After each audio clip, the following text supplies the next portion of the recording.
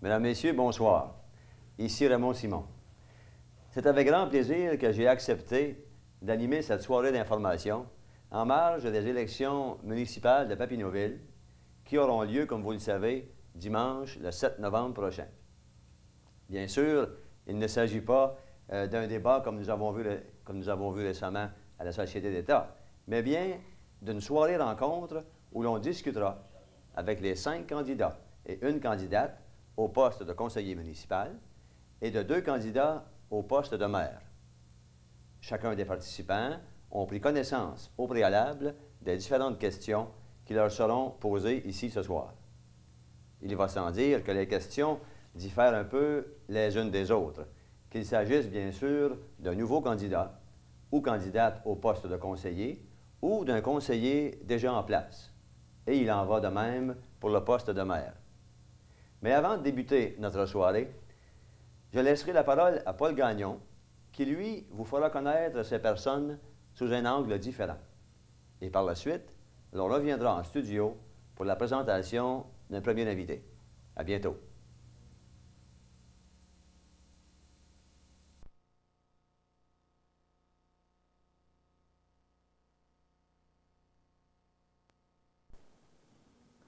Le 7 novembre prochain, la municipalité de Papineauville, comme toutes les autres municipalités du Québec, enverra la moitié de son conseil municipal devant l'électorat. Cette année, 4 postes sont en jeu. 3 postes de conseiller, 1 poste de maire.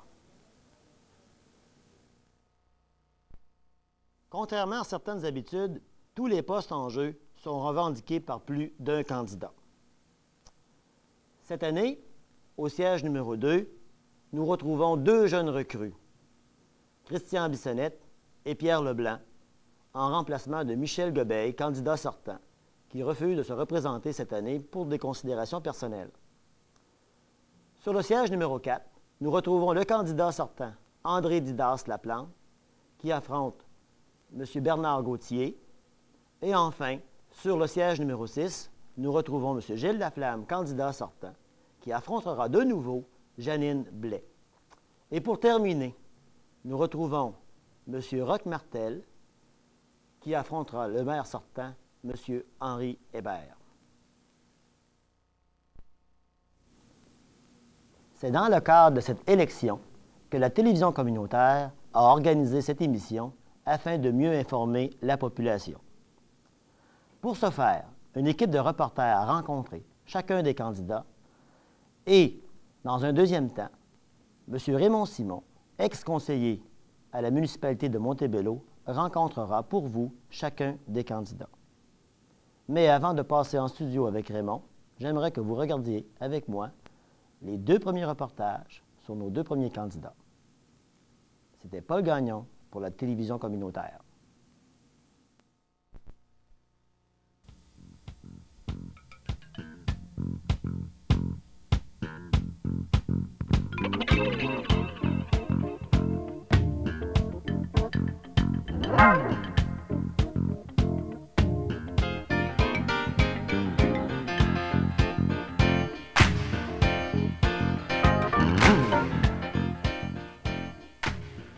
Incrusté dans son milieu depuis 28 ans, vous devrez vous lever de bonne heure pour déraciner Pierre Leblanc de son village qu'est Papineauville.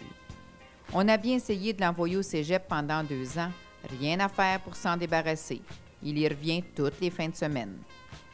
Vous vous rappelez sûrement de la gang de jeunes de la rue Laval, eh bien Pierre en faisait partie.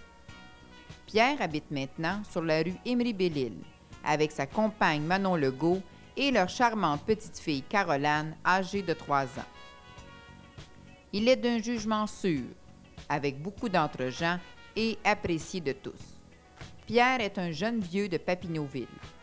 Il s'amuse à nous demander « Quel âge me donnes-tu » en sachant très bien à l'avance que nous le vieillirons d'au moins 5 ans. C'est vrai, Pierre Leblanc, ça fait longtemps que tu ronnes. On te connaît depuis 7 ans comme membre du Club Optimiste. Cette année, tu sièges à titre de vice-président à la droite de Roger Hamel.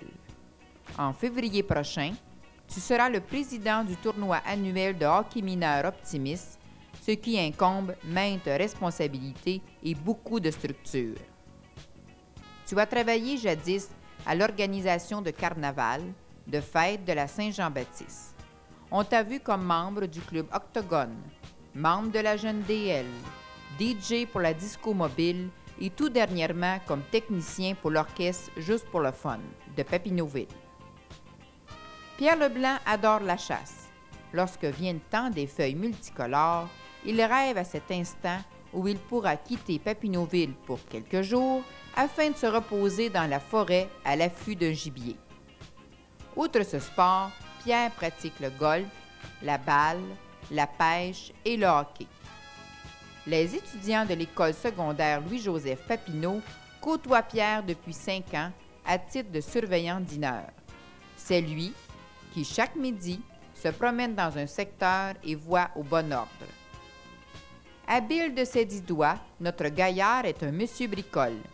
Il travaille dans à peu près tous les domaines dans la construction. On a pu certainement le voir à l'œuvre un jour ou l'autre dans notre village, à peinturer un mur, à monter une structure. Pierre Leblanc fut connu lors de son passage comme appariteur et organisateur au centre communautaire.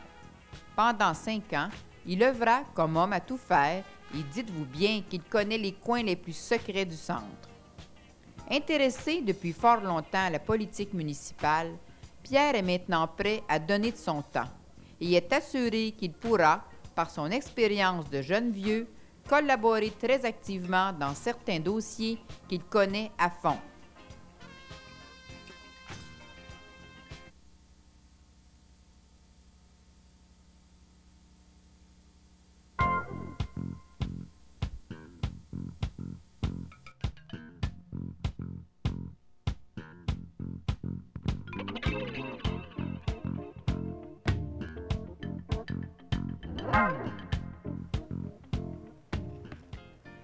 Christian Bissonnette est né à Papineauville le 20 janvier 1959.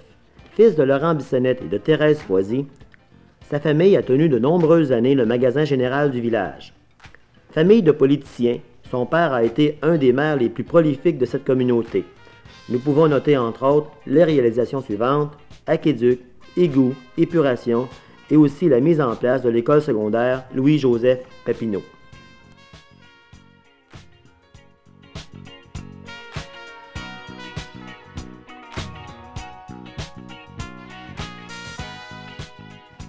Ayant grandi entre les rayons du magasin familial, Christian a terminé ses études universitaires avec un diplôme en éducation physique. Ne pouvant renier ses origines, il débute sur le marché du travail comme acheteur senior pour les entreprises Bonhomme. Aujourd'hui, il est un homme d'affaires aguerri. Il possède sa propre entreprise. Copropriétaire avec Robert Laflamme de la quincaillerie Unitotal, Christian est aussi un homme d'affaires ambitieux. Il n'a pas hésité à prendre les guides de l'Association des hommes d'affaires de Papineauville. Ses talents, il les a mis aussi au service de sa communauté. Sa solide formation en sport et loisirs ont été un précieux atout comme vice-président de la Corporation des loisirs de Papineauville-Saint-Angélique. Combiné à sa connaissance en administration, il a guidé à bon port les projets Katimavik, Jeunesse Canada au travail et autres projets d'emploi. Malgré ses nombreuses activités sociales et professionnelles, Christian et Nicole Hébert, sa compagne, ont fondé une charmante petite famille. Louis-Christophe et Joël sont venus meubler leur vie de couple. Et c'est avec beaucoup d'enthousiasme qu'il utilise ce qui lui reste de loisirs à l'épanouissement de sa progéniture. Aujourd'hui, Christian se sent prêt à donner de son temps à ses concitoyens. Ne pouvant renier son hérédité paternelle, il se lance dans l'arène municipale. Sûr de lui, confiant qu'il est capable d'être à la hauteur des attentes de ses contribuables. Le 7 novembre prochain, il demandera à la population de Papineauville de lui accorder le poste de conseiller municipal.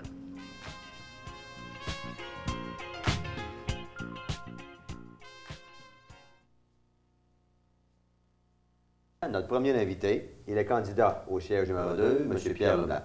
Alors, bonsoir, M. Leblanc, et bienvenue à notre soirée d'information. Bonsoir.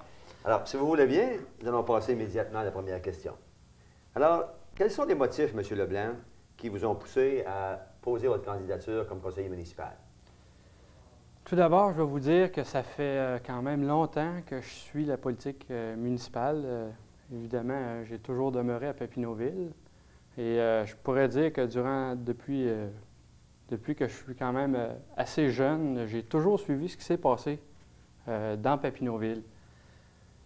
Bien sûr, j'ai attendu un certain temps avant de le faire. J'aurais pu le faire avant, un petit peu avant, mais le temps n'était pas nécessairement bon, une question peut-être de vie privée aussi. J'ai aussi travaillé pour la municipalité, ce qui ne me permettait pas de poser ma candidature à ce moment-là. Mais maintenant, je suis prêt. J'ai des appuis derrière moi. Puis, j'ai l'intention de travailler, de donner du temps pour la municipalité de Papineauville. Et je pense être en mesure d'offrir un bon service, finalement. D'accord. Vous disiez tantôt que vous suivez les affaires municipales de près. Est-ce que vous assistez quand même assez régulièrement aux assemblées municipales? Oui, j'ai été une période de temps où je pouvais moins me présenter à ces assemblées, mais j'ai recommencé à assister aux assemblées. Ça fait déjà une bonne année quand même. Parce qu'on sait que c'est malheureux bien souvent. Il n'y a pas beaucoup de monde à l'Assemblée municipale, n'est-ce pas? Non, on a souvent vu des assistances de 4 ou 5 personnes. C'est donc vrai. Deuxième question, M. Leblanc. Est-ce que vous en êtes à votre première expérience en matière politique municipale? À titre de conseiller, oui. Par contre, comme je le mentionnais tantôt, j'ai travaillé durant 5 ans à la municipalité de Papineauville, ce qui m'a permis d'être quand même assez près de ce qui se déroule à la municipalité de Papineauville. Mais par contre, l'expérience d'une élection, c'est la première fois que vous vivez ça, comme on dit. Définitivement, oui. OK. Votre troisième question maintenant. Si vous vous présentez, M. Leblanc, ce que vous croyez sans doute pouvoir faire mieux que ceux qui sont déjà en place présentement. Alors, à votre avis, quelles sont les principales lacunes en ce moment au conseil municipal? Des lacunes, ça, c'est évident qu'il y en a parce qu'on dit qu'on peut toujours faire mieux. De là à dire on va passer à tabac ceux qui étaient là avant, non, je pense que les gens ont quand même fait des efforts. Il y en a qui ont apporté des bonnes choses. C'est évident que je n'ai pas toujours été d'accord avec ce qu'ils ont apporté. Par contre, je pense être en mesure d'apporter du nouveau, soit pour améliorer ce qu'ils ont commencé ou tout simplement amener des idées nouvelles, de nouvelles idées pour faire avancer la municipalité de Papineauville.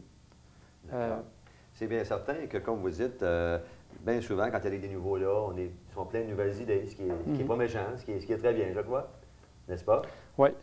Je pourrais rajouter à ça que souvent, on a tendance à revenir sur ce que le monde a fait de mal. Je m'en vais pas là pour démolir. Je veux vraiment bâtir, je veux vraiment qu'on avance ensemble. Les lacunes, c'est évident que moi, personnellement, je trouve qu'il y a un manque de planification à long terme à la municipalité de Papineauville. On voit les projets, les gros projets sortent toujours sur le tard. On n'entend pas parler de gros projets longtemps à l'avance. Ce qui me permet de dire ça, qu'on ne planifie pas longtemps. Peut-être qu'ils sont pensés longtemps, mais ils ne sont pas présentés longtemps à l'avance. Pour que les gens aient le temps de vraiment bien comprendre les projets et de les commenter et peut-être les modifier avant de les présenter définitivement. D'accord. Donc, si vous allez comme conseiller municipal, c'est vraiment pour travailler en équipe, n'est-ce pas? Définitivement. J'ai comme principe que tout ce qui se fait dans une municipalité devrait se faire en équipe et de concertation avec tous les intervenants qui peuvent aider au niveau d'un projet ou qui sont susceptibles du moins de faire avancer le plus rapidement possible un projet. D'accord. Pensez-vous que Papineauville est un chef de file en matière de développement dans la petite nation ou qu'elle est en perte de vitesse par rapport aux autres municipalités environnantes? Je pense qu'il est difficile de comparer les municipalités pour des raisons bien simples. C'est que Papineauville, à mes yeux, est une ville ou un village de services où on retrouve beaucoup de services. On n'a qu'à penser à l'Hydro-Québec qui est à Papineauville qui est en train de partir, au ministère des Transports, au MLCP, à la Sûreté du Québec. D'un autre côté, si on se revire et on regarde Saint-André, qui, à mes yeux, en tout cas, était peut-être un petit peu plus commercial. Ce qui fait qu'on ne peut pas toujours tirer le jeu des comparaisons. On prend Montebello, qui est peut-être un petit peu plus touristique à cause du château, qui vraiment attire une clientèle, mais pour d'autres choses. Je pense que Papineauville est vraiment un village de service, ce qui fait qu'on ne peut pas vraiment comparer avec les autres. D'accord. Si le prochain maire, M. Leblanc, vous offrait un dossier à piloter pour les 4 prochaines années, quelles seraient vos préférences? Bien, j'ai travaillé 5 ans en municipalité au service de loisirs. J'avais siégé à la corporation avant ça. J'ai continué de m'impliquer au niveau, entre autres, de la Saint-Jean durant les 2 ou 3 dernières années. Ce que je pense, c'est être en mesure, évidemment, tout de suite de plonger dans un dossier de même. Par contre, je ne veux pas nécessairement être étiqueté homme à loisir. Je pense que je suis capable de faire d'autres choses que seulement que de travailler au niveau du loisir. Je peux apporter ailleurs, sûrement. C'est certain, M. Leblanc, que sur 4 années aussi, vous allez sans doute avoir le temps de faire le tour, comme on dit, de toutes les positions au conseil municipal. Alors, compte tenu de la conjoncture économique et aussi des restrictions budgétaires des gouvernements provincial et fédéral, pensez-vous qu'un changement majeur au conseil municipal va apporter un renouveau? Je pense que oui, mais au départ, il faut dire une chose, c'est que ce soit, parce qu'on va quand même garder 3 conseillers sûrs et certains en place, puisque leur poste ne vient pas en élection cette année. Je dois dire qu'on va avoir du sang nouveau, ça c'est officiel, parce que moi et Christian, comme de raison, on est 2 candidats nouveaux. Michel Gobeil s'est retiré. Mais je ne pense pas que le fait d'amener des candidats nouveaux ait un lien direct avec la conjoncture économique. Je pense que la conjoncture économique, ce n'est pas nous autres qui la choisissons. On doit vivre avec. C'est simplement ça qu'on doit vivre avec. On doit en tenir compte dans notre administration, dans notre façon de gérer. Quand on présente nos projets, il faut tenir compte de la conjoncture économique, puisque les gens sont affectés par la conjoncture économique. Les emplois, ça a tout un rapport avec la conjoncture économique. Ça fait que définitivement qu'on doit en tenir compte. Mais de là à dire que ça doit nécessairement avoir rapport avec des nouveaux candidats, non. Les anciens doivent s'y rattacher autant que nous autres. En effet. Alors, pensez-vous que la population de Papineauville est bien desservie en ce moment en matière de services ou d'activités? En fait, de service, la municipalité de Papineauville, en tout cas, à mes yeux, est sûrement l'une des premières au niveau de la petite nation, parce qu'on, comme je vous l'ai mentionné tantôt, on a quand même tout. On est chanceux pour ça. On a tous les services à Papineauville. On a des infrastructures pour le loisir à Papineauville. Là où je pense qu'il faut s'attarder, c'est à essayer de travailler pour que les gens fassent fonctionner tout ça, puis de façon harmonieuse. En effet. Faire fonctionner tout ça, mais par contre, tout en gardant sans doute aussi un taux de taxe pas trop élevé. C'est toujours ce que les contribuables regardent en premier comme de raison, le taux de taxe. Ce qui sort de leur poche est toujours important. Exactement. Alors, une dernière question, M. Leblanc. Alors, si vous aviez à convaincre un contribuable indécis de voter ou un autre, quels seraient vos arguments? Eh bien, la première des choses, je n'ai pas de promesse à faire à personne. Il ne s'en fera probablement pas de promesse non plus durant cette campagne électorale. Par contre, j'ai du temps à offrir. Je suis jeune, je suis dynamique.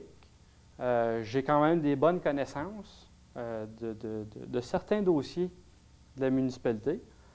Et puis, je pense qu'avec ça et un peu d'expérience et un bon travail d'équipe, je pense que je serais capable de faire un bon bout de chemin pour la municipalité de Papineauville et de faire avancer la municipalité de Papineauville. D'accord, M. Leblanc. Alors, je vous souhaite bonne chance à vous aussi et je vous remercie d'avoir assisté à notre soirée d'information. C'est moi qui vous remercie. D'accord.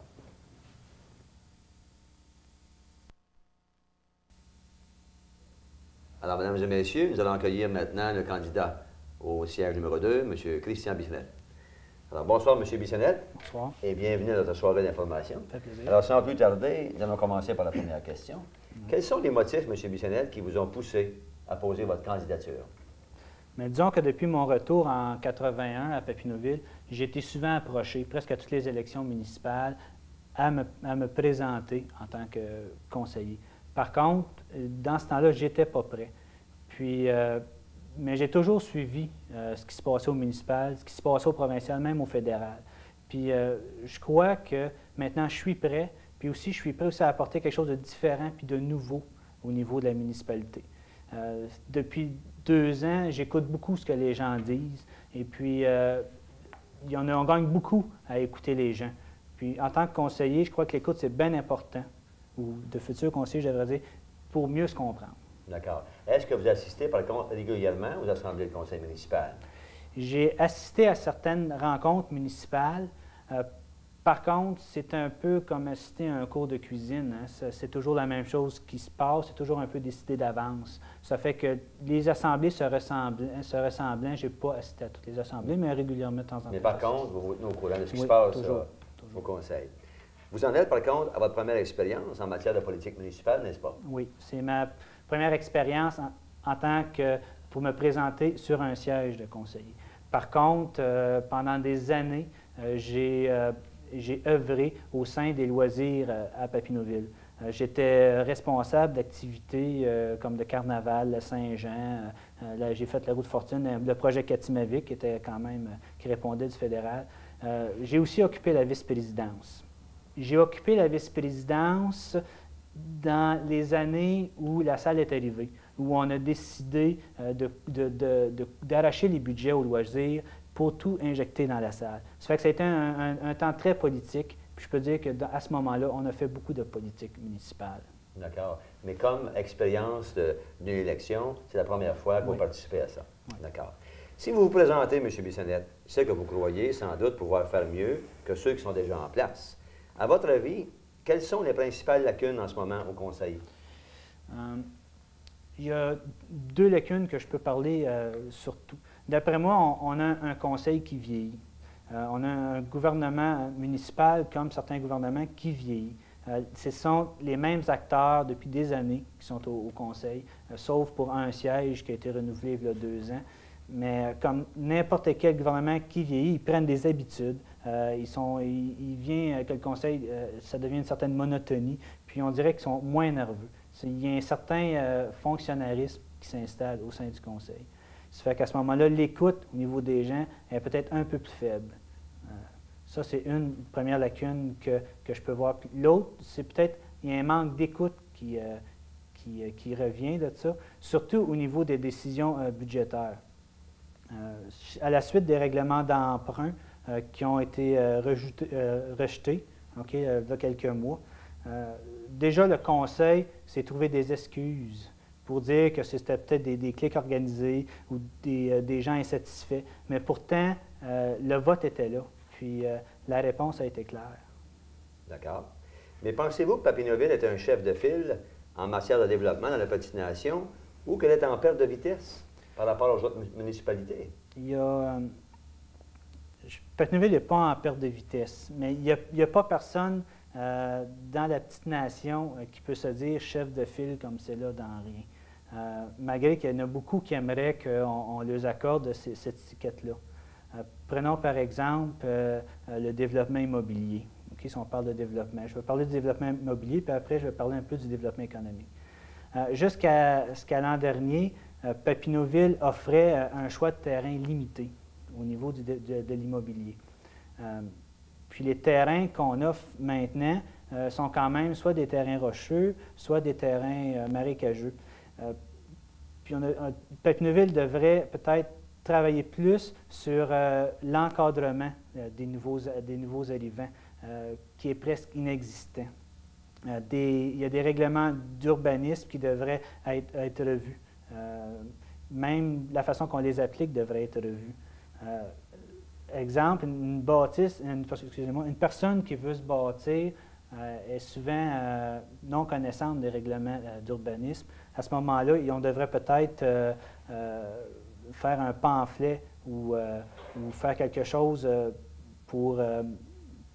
qui décrirait les services qu'on offre dans Papineauville, qui dirait en plus des règlements, qui décrirait aussi les types de commerce, etc. Mais par contre, si on regarde au niveau domiciliaire, comme vous parlez, à Papineauville, il y a sûrement d'autres endroits où ils pourraient développer, puis qui pourraient être des nouvelles maisons qui pourraient se baser au niveau développement, comme je viens de dire. Bien, ça, cette année, ils ont travaillé un peu là-dessus. Il y a eu des nouveaux développements qui se sont ouverts. Mais c'est que Papineauville offre un des meilleurs taux de taxes actuellement par rapport aux services offerts. On a l'eau, on a l'épuration, on a un aréna, on a beaucoup de commerce, puis on a quand même un bon loisir. Certaines municipalités environnantes offrent peut-être moins de services, puis se disent de se développer plus. Par contre, plus tard, ces municipalités devront se mettre à la page de Papineauville, puis offrir des services d'eau puis des services d'épuration adéquats. Puis c'est là que Papineauville, on est en position actuellement, on est en bonne position pour débuter un bon développement. D'accord. C'est sûr qu'il faut faire tout ça, mais il faut quand même garder aussi un niveau de taxe relativement dans la moyenne, oui, vous ne pensez oui. pas? Mais c'est que nous, notre niveau de taxe actuellement, on a déjà l'eau, on a déjà l'épuration, on n'a pas vraiment de grosses dépenses qui s'en viennent à Papineauville, on a passé ces dépenses-là. D'accord. Si le prochain maire vous offrait, M. Bissonnette, là, un dossier à piloter pour les 4 prochaines années, quelle serait votre préférence? Moi, j'aurais une préférence pour l'urbanisme, puis surtout aussi au niveau du projet Revissante. Puis j'aurais peut-être aussi comme deuxième choix au niveau de la salle communautaire. L'urbanisme est important parce que le développement d'un village passe par son urbanisme. Un urbanisme, c'est plus que des règlements. C'est un terme large, l'urbanisme. C'est tout ce qui reflète la communauté, dans le sens qu'il y a beaucoup de centres urbains qui accordent de plus en plus d'importance à l'urbanisme. À ce moment-là, on sait que l'urbanisme détermine l'environnement aussi dans lequel les gens vont être appelés à vivre. Puis un urbanisme mal appliqué, mais ça peut mettre en cause beaucoup de gens. Puis Revissante, dans ce cadre-là, offre la chance aux gens de remettre l'urbanisme à sa... Où ça devrait être, en fait, exactement. OK. Compte tenu de la conjoncture économique et aussi des restrictions budgétaires des gouvernements provinciaux et fédéraux, pensez-vous qu'un changement majeur au conseil municipal va apporter un renouveau? Définitivement qu'un changement va apporter un renouveau, surtout au niveau de la gestion des finances publiques. Le fait qu'il y ait de nouvelles personnes en place, ça va emmener une nouvelle façon de gérer les finances. C'est parce qu'il faut penser que le gouvernement puis les citoyens ont de moins en moins d'argent, puis il va y avoir de moins en moins de subventions qui vont venir aux municipalités. Puis en plus de ça, il va y avoir encore d'autres pelletages qui vont venir se faire de la part du provincial dans la cour des municipalités. Ça fait qu'à ce moment-là, avec le conseil actuel, on a l'impression un peu des fois qu'on est au-dessus de nos affaires. Mais ce n'est pas le cas. On a quand même une dette qui est existante, puis il faut quand même travailler avec cette dette-là. Puis un règlement d'emprunt, ça a lieu quand le développement du village est en jeu. Quand il faut développer de nouvelles parties du village, un règlement d'emprunt a sa place parce que ça devient un investissement. Si on emprunte pour faire de l'asphalte sur des rues déjà asphaltées, bien, si on n'a pas l'argent pour le faire, on ne devrait pas asphalter cette rue-là. Ça devrait être des coûts d'opération à l'intérieur d'un budget déjà fixé par la municipalité.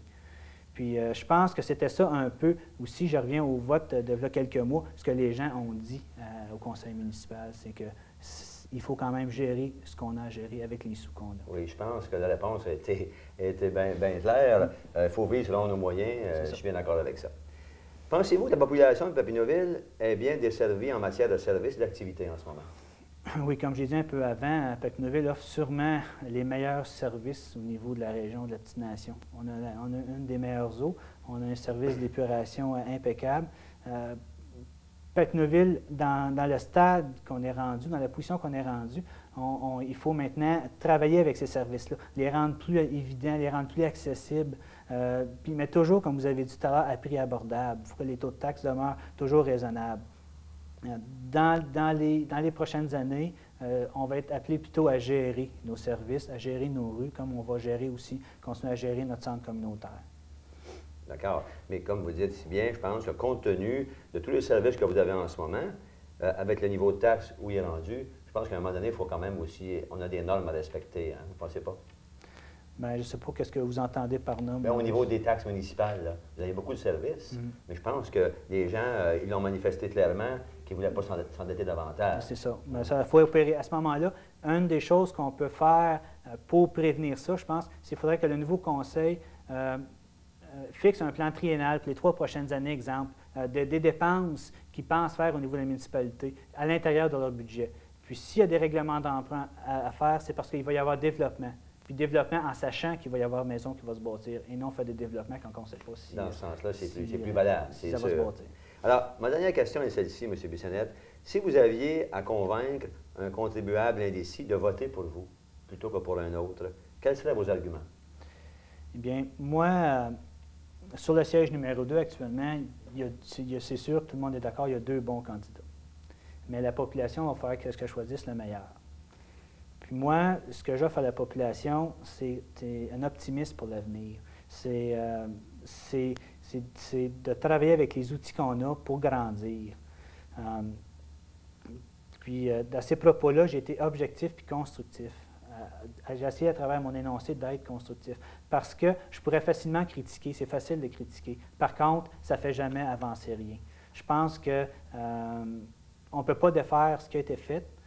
Par contre, on peut l'améliorer, puis on va être appelé à travailler avec ce qui a été fait par l'ancien conseil, mais on n'est pas obligé de répéter les mêmes erreurs. Moi, je vous offre de l'objectivité, une intégrité, puis une honnêteté dans les dossiers. Je ne suis pas en conflit avec la personne ni avec la municipalité. Puis, je suis un citoyen comme eux qui a les mêmes questions, puis aussi qui a les mêmes attentes. D'accord. Alors, M. Bissonnette, je vous remercie. Je vous souhaite bonne chance et merci encore d'être venu assister à notre rencontre d'information. Merci. Merci.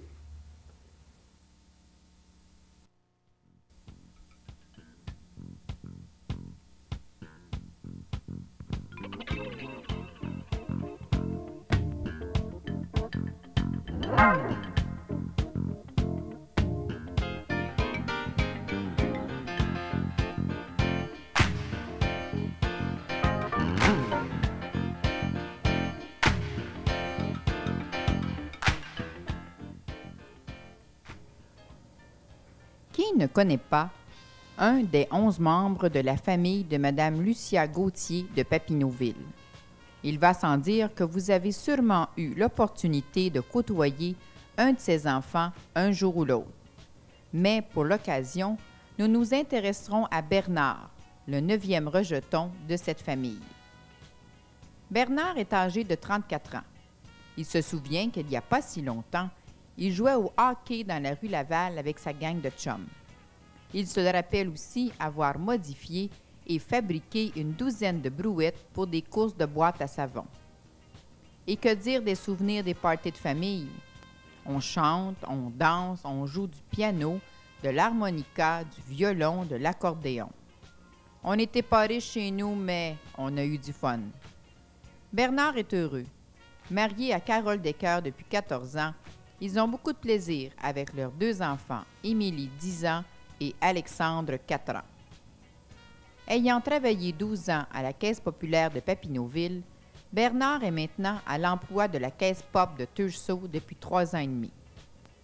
Responsable de 13 employés, coordonnateur pour le service aux sociétaires et gestionnaire de l'ensemble du budget, Bernard suit présentement un cours en statistique à l'Université du Québec à Hull afin d'obtenir un certificat en administration. Bernard est un fervent de golf. Il aime bien se détendre et prendre l'air. À Papineauville, nous pouvons l'observer, surtout sur le terrain de pratique situé à l'arrière du centre communautaire. Il joue également au hockey, à la balle et est bricoleur à 16 heures. Structuré, ordonné, patient, possédant beaucoup d'entre-gens, Bernard fut membre du comité exécutif du centre communautaire. Il fut directeur à la Corporation des loisirs de Papineauville. Lors du tournoi annuel de hockey mineur Optimis, il occupe le poste de registraire depuis 5 ans. Bernard est présentement instructeur pour le Hockey Mag 1 et se présente tous les samedis matins 9h à l'Arena.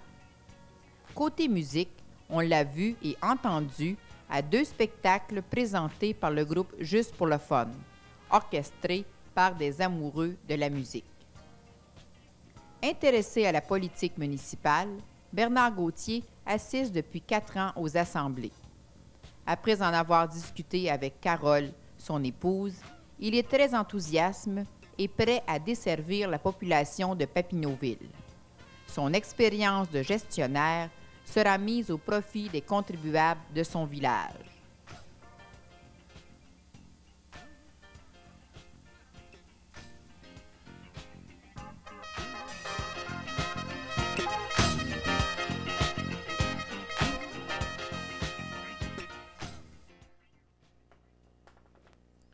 André Laplante est mieux connu sous le surnom de Didas, est né à Papineauville le 25 avril 1948. Il habite aujourd'hui la rue Major, père de 3 enfants, Sylvain, Marie-Dominique et Steve. Il est aujourd'hui heureux grand-père de 3 petits-enfants.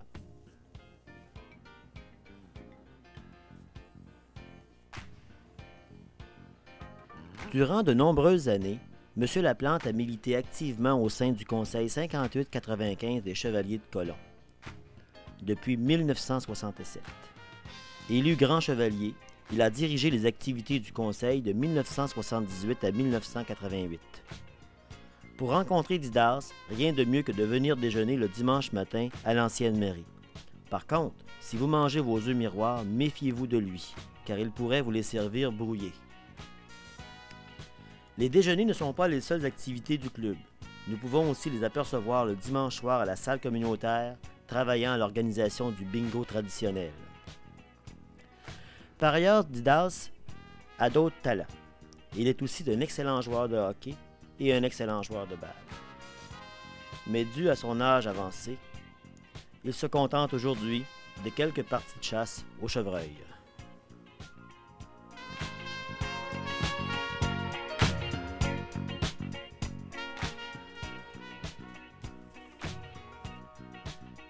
De son propre aveu, il ne sait pas pourquoi on le surnomme Didas. Ça fait tellement longtemps, dit-il, que je ne me souviens pas pourquoi.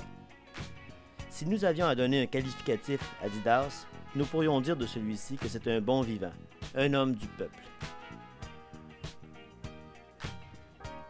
Comme travail, Didas occupe un poste d'ouvrier de voirie au ministère des Transports du Québec. 24 ans de service fait de lui un des doyens du groupe d'employés. S'il vous prenait l'idée de filmer Didas sur ses lieux de travail, méfiez-vous du patron. Il pourrait vous gronder.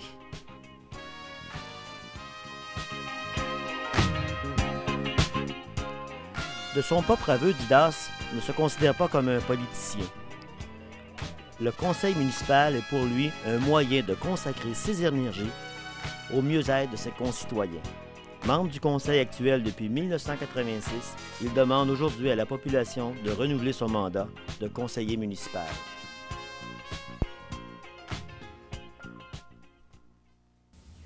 Mes chers amis, nous accueillons maintenant le candidat au siège numéro 4, M. Bernard Gauthier. Alors, bonsoir, M. Gauthier. Bonsoir, M. Simon. Et bienvenue à notre rencontre d'information. Alors, sans plus tarder, je vais vous poser ma première question, qui est celle-ci. Quels sont les motifs qui vous ont poussé à poser votre candidature? Dans un premier temps, M. Simon, j'aimerais vous remercier pour l'invitation. Je pense que c'est une bonne décision de la radio communautaire. Donc, les motifs, mon premier motif, je pense, c'est mon intérêt pour la collectivité. Je crois aux gens de Papineauville, puis j'aime Papineauville. Donc, c'est pour ça que je me présente. Il y a aussi le dynamisme d'autrefois qui est disparu. Naturellement, une dette élevée à 1 917 000 $. Là, ça, c'est en date du 18 mai 1993. Je considère aussi qu'on a une jeunesse hypothéquée pour l'avenir. Puis en plus, il y a ma disponibilité. Donc, je considère ces motifs-là que c'est une bonne raison de poser ma candidature. D'accord. Et vous en êtes, par contre, à votre première expérience en matière de politique municipale, n'est-ce pas? En tant que candidat, oui. Mais par contre, depuis 4 ans, j'assiste régulièrement aux assemblées du conseil municipal. Donc, j'ai un billet de saison au conseil municipal en tant que citoyen. Donc, à ce niveau-là, j'ai l'expérience. C'est ce que j'allais vous poser, justement. Vous devez être un des rares qui assiste régulièrement à l'Assemblée du Conseil, parce que tout le monde sait que partout c'est pareil. Il n'y a pas beaucoup de personnes qui assistent à l'Assemblée, n'est-ce pas? Non, il n'y a pas beaucoup de foule, mais par contre, quand il y a eu les règlements d'emprunt qui ont été rejetés par la population, là, je peux vous dire qu'il y avait foule. D'accord. Alors, si vous vous présentez, c'est que vous croyez pouvoir faire mieux que ceux qui sont déjà en place. Ça, c'est bien sûr. Mais, à votre avis, quelles sont les principales lacunes du Conseil actuel? Premièrement, oui, je vais faire mieux que les membres du Conseil en place, parce que j'y crois. Deuxième question, je pense qu'il y a un manque de transparence au niveau de l'information. Je disais tantôt que j'assiste régulièrement au conseil municipal. Quand j'entends manque d'information, de transparence, c'est que c'est quoi pour une municipalité quand on donne les dépenses mensuelles? Les conseillers actuels ont chacun, puis le maire, ils ont quand même les documents qui ont les résultats. Mais c'est quoi de prendre 5 minutes pour informer les gens dans la salle? Dire, écoutez, un exemple, on a dépensé 100 000 ce mois-ci. Ça a coûté 12 000 au niveau des travaux publics pour les payes, les salaires. Ça a coûté 20 000 parce qu'on a fait telle et telle réparation. Je pense que ça en est de l'information qu'on peut donner aux citoyens de Papineauville puis aux citoyennes, puis ça coûte absolument rien. Il y a aussi un manque de planification. Moi, en tant que gestionnaire, donc, une municipalité, ça doit avoir une planification à court, moyen et long terme. Quand je parle de planification, je donne un exemple au niveau des trottoirs dans Papineauville. Si au niveau de trottoir, si on remarque qu'on se promène un peu dans les rues, il y a un petit bout de trottoir qui est fait un petit peu partout. Mais je pense que si on aurait une bonne planification de ça, c'est qu'on pourrait dire, bon, cette année, on fait une section, puis on débouche ici, puis on fait ces rues-là. Je pense que c'est ça qui est la planification. Il y a aussi au niveau des pavages des rues. Je pense qu'il faut planifier. Puis on sait que dans certains moments donnés, on a une réparation à faire dans une rue. La rue est désuète. Il faut faire. Je pense que c'est impossible. C'est important de le faire, ces choses-là. Il y a aussi le non-respect de la capacité des gens de payer. Je pense qu'à un moment donné, les gens en ont assez. Je travaille dans le domaine financier, puis les gens, là, ils en ont suffisamment. Ça, je peux vous dire ça. Puis la tendance à l'endettement du conseil municipal, quand on sait que les gouvernements font tout dans leur possible pour réduire le déficit. Donc, le risque qu'il peut y avoir, c'est que ça peut se traduire par une facture supplémentaire aux municipalités. C'est pour ça. Alors, si je comprends bien, vous dites, comme tantôt un autre candidat a dit aussi, c'est qu'il faut vivre selon nos moyens et selon nos besoins. N'est-ce pas? C'est en plein ça, M. Sport. Parce qu'en fait, à un moment donné, il y a le niveau de payer des gens qu'il faut respecter aussi. Voilà. Okay. Alors, dans une autre ligne de pensée maintenant, pensez-vous que Papineauville est un chef de file en matière de développement dans la petite nation ou qu'elle est en perte de vitesse par rapport aux autres municipalités environnantes? Nettement en perte de vitesse, tant qu'à moi. Moi, je me dis, je compare avec Tursault ou Saint-André-Avelin. Moi, je me dis une chose, lors de développement domiciliaire, commercial ou industriel, bon, tant qu'à moi, il faut favoriser une politique de développement total des systèmes d'égouts et d'aqueducs pour les rues qui feront l'objet de construction. Cette politique devrait prévoir aussi un partage des coûts entre le promoteur et la municipalité. Puis je dis, de plus, cette politique abolirait celle qui existe présentement et qui comporte, tant qu'à moi, 3 lacunes majeures. Premièrement, c'est l'ensemble des contribuables qui payent pour tout ça. Deuxièmement, ça encourage aussi la spéculation foncière en faisant monter les prix de terrain de façon artificielle. Donc, actuellement, parce qu'on y va étape par étape, un petit peu un terrain là, un terrain, puis je pense que je compte ça. Et puis, en plus, ça réduit le choix des terrains sur la rue en développement. Donc, il faut rendre notre municipalité attirante.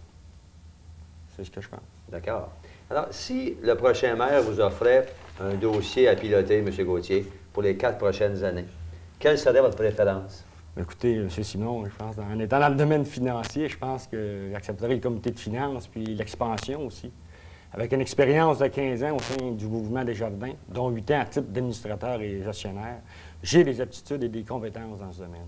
Donc, je suis en mesure de défendre les intérêts des contribuables au conseil municipal. Au niveau d'expansion, je me sens inquiet devant l'absence du développement. C'est désolant de voir le chef-lieu de comté d'en être rendu au point mort, en temps d'expansion. Je pense que du sang nouveau, de nouvelles idées, du changement, c'est une bonne solution. En parlant des dossiers de finances et expansion, je pense que c'est 2 dossiers qui m'intéressent particulièrement. Mais par contre, je suis prêt à relever n'importe quel défi. Alors, le maire qui pourra m'assigner au dossier où il jugera que je serai le plus performant pour l'avancement de la municipalité. D'accord. Ma sixième question maintenant, compte tenu de la conjoncture économique et aussi des restrictions budgétaires des gouvernements provinciaux et fédéral, pensez-vous qu'un changement majeur au conseil municipal va apporter un renouveau? Définitivement. Je pense qu'on a dit tantôt, il faut vivre selon nos moyens. À cause de la propension à s'endetter du conseil actuel, il est clair que ça prend du changement. Je pense que les gens en ont assez. Puis ça va favoriser une meilleure planification et une saine gestion. Pour ça. Un renouveau, est-ce que vous entendez à ce moment-là un travail d'équipe serait bien important aussi? Bon, c'est évident, M. Simon. Je pense que tout candidat qui sera élu le 7 novembre, je pense, se doit de travailler pour le bien-être de la collectivité. C'est primordial, ça. D'accord. Alors, pensez-vous que la population de Papineauville est bien desservie en ce moment en matière de services et d'activités? Écoutez, on a un réseau d'éducation bien articulé. On a une usine d'épuration à fine pointe technologique. On a une excellente qualité d'eau potable. On a une bibliothèque adaptée aux besoins de la population. Sauf que le système d'aqueduc laisse à désirer à certains endroits. Au niveau des incendies, nous sommes très bien desservis, sauf qu'il nous manque une unité de secours. Les priorités des réseaux routiers ne sont pas aux bons endroits. Et là, je pense à rue Laval, Saint-Julien, Carré Saint-Angélique. Et ce sont des secteurs négligés, tant qu'à moi, où ça fait plusieurs années que ces gens-là payent des taxes. Je pense qu'on se doit là, de favoriser ces gens-là. Il y a aussi la propreté du village, laisse à désirer. L'aréna fonctionne très bien, tandis que la salle communautaire a un taux d'inutilisation très élevé. Donc, nous sommes assez bien desservis au niveau des services, mais on ne peut en dire autant pour les activités. Il faut s'asseoir pour susciter des activités et des événements afin d'occuper notre salle communautaire. D'accord. C'est certain que si on pense aux services, automatiquement, comme je le disais tantôt, il faut aussi penser aux taxes municipales. Et je pense qu'à ce moment-là, il faut respecter aussi les moyens de payer des gens. Êtes-vous d'accord là-dessus? Je suis bien d'accord avec ça, puis c'est ça que je mentionne depuis le début, M. Simon. D'accord. Alors, ma dernière question est bien simple, et celle-ci. Si vous aviez à convaincre un contribuable indécis de voter pour vous, M. Gauthier, plutôt que pour un autre adversaire, pour un adversaire, quels seraient vos arguments à ce moment-là? Écoutez, étant homme d'action, dynamique, et puis intéressé à la chose municipale, je pense qu'il est temps d'administrer et gérer notre municipalité de façon saine. Étant administrateur, gestionnaire et étant bien informé de la situation municipale de Papineauville, j'ai les qualifications nécessaires pour défendre vos intérêts. Donc, ce que je dis à la population, pour un avenir assuré pour nos jeunes, votez Bernard Gauthier. Alors, merci beaucoup, M. Gauthier. À vous aussi, je vous souhaite bonne chance et je vous remercie d'avoir assisté à notre rencontre d'information. Ça fait plaisir. Merci bien.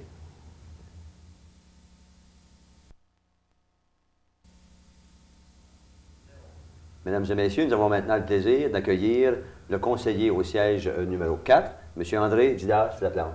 Bonsoir, M. Laplante. Bonsoir. Et bienvenue à notre soirée d'information, vous aussi. Merci. La première question est bien simple. Pour vous, M. Laplante, c'est quoi le rôle d'un conseiller? Premièrement, le rôle d'un conseiller, pour moi, c'est avoir le contrôle des argents des contribuables, que ce soit bien dépensé à la bonne place, et d'écouter les gens et de leur donner un service adéquat comme un conseiller qui devrait le donner. Pour moi, c'est ça. Je pense que ce qui m'a frappé dans ce que vous dites, c'est être à l'écoute des gens. Je pense que c'est bien important, M. Laplante, ce que vous venez de dire là. C'est sûr que c'est important, parce que c'est eux autres qui t'emmènent là. Fait que vous les écoutez aussi. D'accord. Puis, qu'est-ce qui vous motive, vous, à poser votre candidature à nouveau? OK. Depuis 1986 que je suis conseiller à Papineauville, et je pense que j'ai rendu beaucoup de services à la population de Papineauville, et j'ai le goût encore, pour les quelques années, au moins pour un mandat sûr, de donner la même chose à la population de Papineauville. Vous désirez le même genre de service, toujours disponible dans tout temps? C'est ça. Comme vous le dites. C'est ça. Durant vos années au sein du conseil municipal, à titre de conseiller, quels ont été les dossiers dont vous êtes occupé? J'ai été 4 ans au niveau de l'incendie. Ça fait 3 ans que je suis à l'urbanisme. Et ça fait 7 ans que je suis aux travaux publics. Je pense que c'est un des gros dossiers qui touche la municipalité.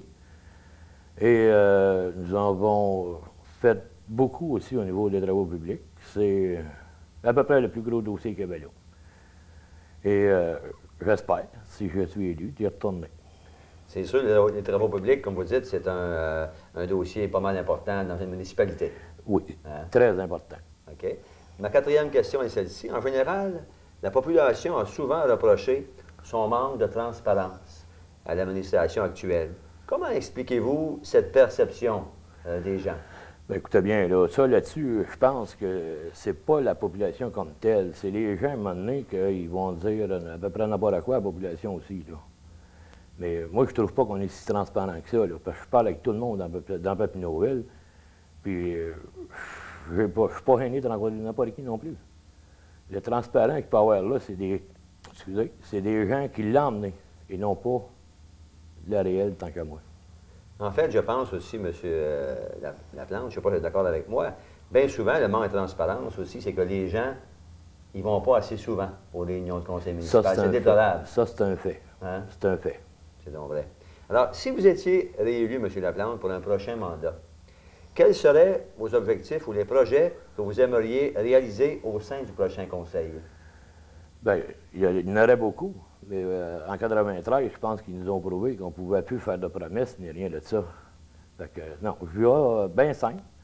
Je ne fais aucune promesse à personne, sauf essayer de contrôler surtout les argents de la municipalité d'une façon que tout le monde peut être fier et être content dans le village de Papineauville. Comme vous le dites si bien, c'est bien beau faire des promesses, mais à un moment donné, il faut que quelqu'un paye. Hein? Au bout de la ligne, c'est tout le monde, même moi, le premier comme contribuable de Papineauville. Exactement. Alors, croyez-vous vraiment que le village de Papineauville est une municipalité dynamique et prospère, ou que celle-ci est en net recul par rapport aux municipalités environnantes? Non, d'après moi, on n'est pas en recul, ça, je dirais le contraire, parce que depuis 1986, il s'est passé beaucoup, quand même, à Papineauville, là. Il reste encore beaucoup à faire. Mais non, je pense pas qu'on est plutôt dynamique et prospère qu'en recul. C'est votre opinion à ce moment-là? Oui. OK. Là, on arrive à un point chaud un peu, M. Laplante. L'été dernier, comme vous le savez, la population a refusé 3 projets d'emprunt. Croyez-vous qu'elle a ainsi démontré une nette insatisfaction par rapport à vous autres, les conseillers en place et le maire? C'est sûr qu'étant en désaccord, parce qu'il y a eu beaucoup de signatures, mais par contre, après mon travail premier, qui est le ministère des Transports, là, je me suis ramassé là, moi aussi, à rencontrer les gens. Puis je pense que j'ai été bien clair avec eux autres. Je voulais avoir la réponse. Pourquoi qu'ils me l'ont signé? Il y a 3 volets à ça. Premièrement, c'est politique. Deuxièmement, c'est parce que ils disent que la municipalité de Papineauville a déjà assez de dette. Payez votre dette, après ça, on continuera avec d'autres choses. Et la troisième, il y en a beaucoup qui étaient signés et qui ne savaient pas pourquoi. Oui. Mais par contre, vous venez de le mentionner, le niveau d'endettement est peut-être assez élevé, justement. Vous ne pensez pas que les gens ils ont peur, peut-être, que leurs taxes continuent de monter encore? C'est sûr, je l'ai bien compris. Remarquez bien, si on aurait été en référendum par rapport au règlement d'emprunt, j'y aurais pas été. Ça, c'est sûr. D'accord. Mon avant-dernière question est celle-ci. Pensez-vous que la population de Papineauville est bien desservie en matière de services et d'activités, compte tenu qu'elle est parmi les municipalités dont le niveau de taxe est le plus élevé? Bien, encore là, si on regarde au niveau des services qu'on rend à Papineauville, je pense qu'on n'est pas les plus hauts qu'il peut y avoir dans la petite nation. Je pourrais vous donner des preuves qui n'ont pas de service à nulle part, puis pas mal plus cher qu'à Papineauville. On n'est pas les plus hauts. Mais c'est sûr que si on veut ambitionner, puis ambitionner, puis ambitionner, on va venir les plus hauts. Mais comme c'est là, on n'est pas les plus hauts. On regarde comme Chénéville, un exemple. Chénéville, il y a un de mes confrères de travail, il a à peu près la même évaluation que moi. Puis lui, ça lui coûte à peu près 800-900$ de plus que moi par année. Je pense qu'avec les services de Chénéville, à comparer à Papineauville, il n'est pas comparable. Fait que c'est pour ça que je dis, on peut peut-être encore aller un petit peu plus loin, là. Mais il reste, il faut se consulter avec la population. C'est votre avis là-dessus, M. Oui. Laplante? Oui. Ma dernière question est celle-ci. Je pense qu'elle est, elle est quand même d'actualité. Si vous aviez à convaincre un contribuable indécis à voter pour vous plutôt que pour un adversaire, quels seraient vos arguments, M. Laplante? Bien, à Papineauville, je pense que tout le monde connaît Didaus. Ça fait au moins depuis 1978 que je roule dans le village de Papineauville, Saint-Barbe et celui-là. Puis je pense qu'ils savent que je suis honnête, je suis sincère. Et même au niveau de la municipalité, j'ai jamais eu de cachette avec personne. Et il y a plusieurs gens, on les voit peut-être pas à la table du conseil, mais je les rencontre en arrière. Puis je leur dis que ce qui se passe au niveau de la table du conseil. C'est sûr que si on prendrait la pré-rencontre avant la réunion, s'il n'y en aurait pas, c'est sûr qu'il me verrait peut-être gueuler plus en avant. Mais je ne suis pas un genre de gars à gueuler pour rien. J'aime écouter, mais j'aime pas me faire jouer d'impact non plus. Fait que si moi, j'aurais quelqu'un à convaincre à soir, je dirais c'est simple. Prenez-moi comme j'étais avant, puis après, ça va être encore pareil. Fait que le 7 novembre, vous voterez pour Didas. D'accord. Alors, bonne chance à vous aussi, M. Laplante. Merci beaucoup. Et je vous remercie d'avoir assisté à cette rencontre d'information. Merci beaucoup. Merci.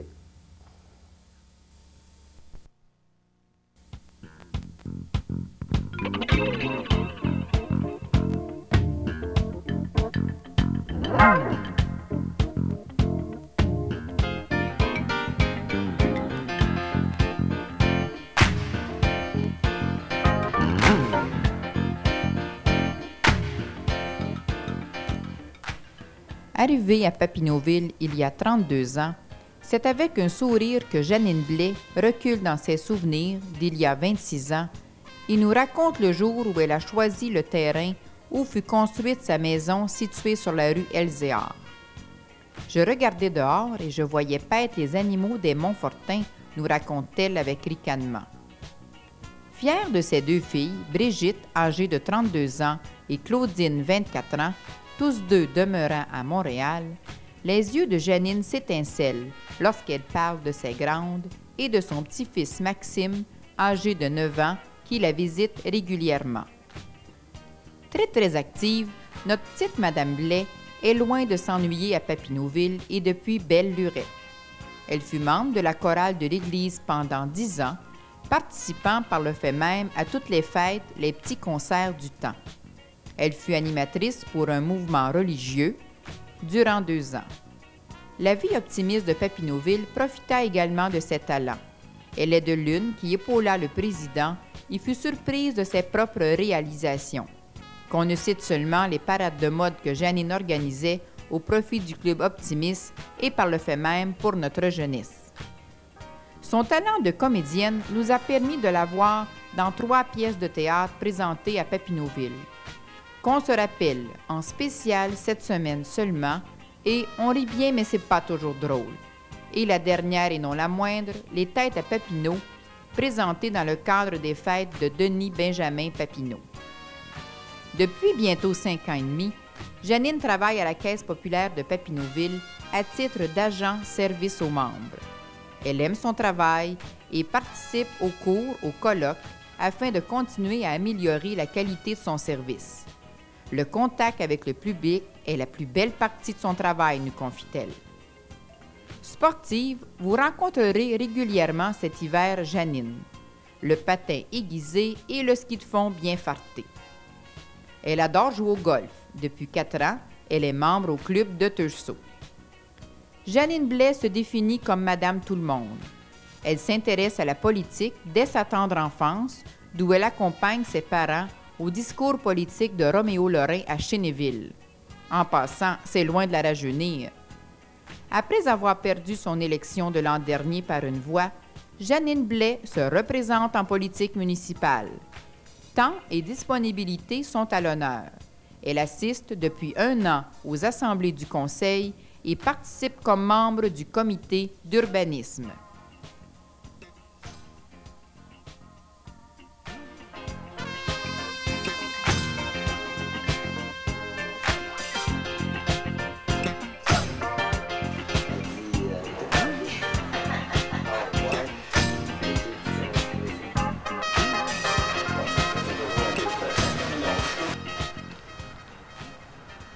Gilles Laflamme est né à Papineauville le 16 août 1950. Ayant demeuré quelques années dans la municipalité de Sainte-Angélique, il est aujourd'hui confortablement installé rue Saint-Denis, avec sa femme et ses 2 enfants, Carl, 16 ans, et Hugo, 12 ans. Personne accueillante, Au sourire et au rire communicateur, Gilles guide des destinées de la succursale de la Régie des alcools de Papineauville depuis 1970. Son expérience dans le domaine des vins et spiritueux font de lui un excellent guide. S'il vous faut un petit conseil sur l'achat d'un bon petit vin, n'hésitez pas à le consulter. Gilles est une personne impliquée dans la vie de sa collectivité. Membre du Club Optimiste, membre de la Corporation des loisirs, il a été souvent vu dans de nombreuses organisations. Par ailleurs, nous vous avons remarqué sa préférence pour le hockey. Gardien de but émérite dans son jeune temps, il consacre une bonne partie de ses loisirs à entraîner l'équipe midget de la région. Attention, le verrons-nous un jour en arrière du banc du Canadien. Gilles n'en est pas à ses premières expériences dans le domaine de la politique municipale, ayant déjà siégé au Conseil de Sainte-Angélique. Il met aujourd'hui ses talents et ses expériences au service de la municipalité de Papineauville. En remplacement de Roger Perciel, conseiller démissionnaire, il a exercé ses fonctions de conseiller depuis seulement 1 an. Trop court selon lui pour faire ses preuves, et c'est pour cette raison qu'il demande à la population de Papineauville de lui accorder sa confiance.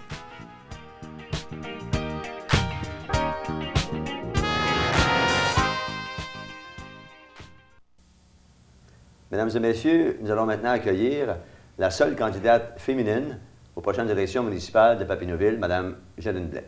Alors, Mme Blais, bonsoir et bienvenue à notre rencontre de ce soir. Alors, si vous voulez bien, nous allons commencer immédiatement nos quelques questions. La première est celle-ci. Quels sont les motifs qui vous ont poussé à poser votre candidature comme conseillère au siège numéro 6? Ma principale motivation, ça a été l'appui que les gens me donnent et m'ont donné. Je crois qu'une personne qui veut vraiment s'impliquer au point de vue municipal d'une façon intelligente peut le faire. D'accord. Je pense que vous n'en êtes pas à votre première expérience, n'est-ce pas, comme candidate aux élections municipales? En effet, c'est ma deuxième expérience comme candidate. L'an passé, je me suis présentée dans une élection partielle et j'ai perdu par une seule voix.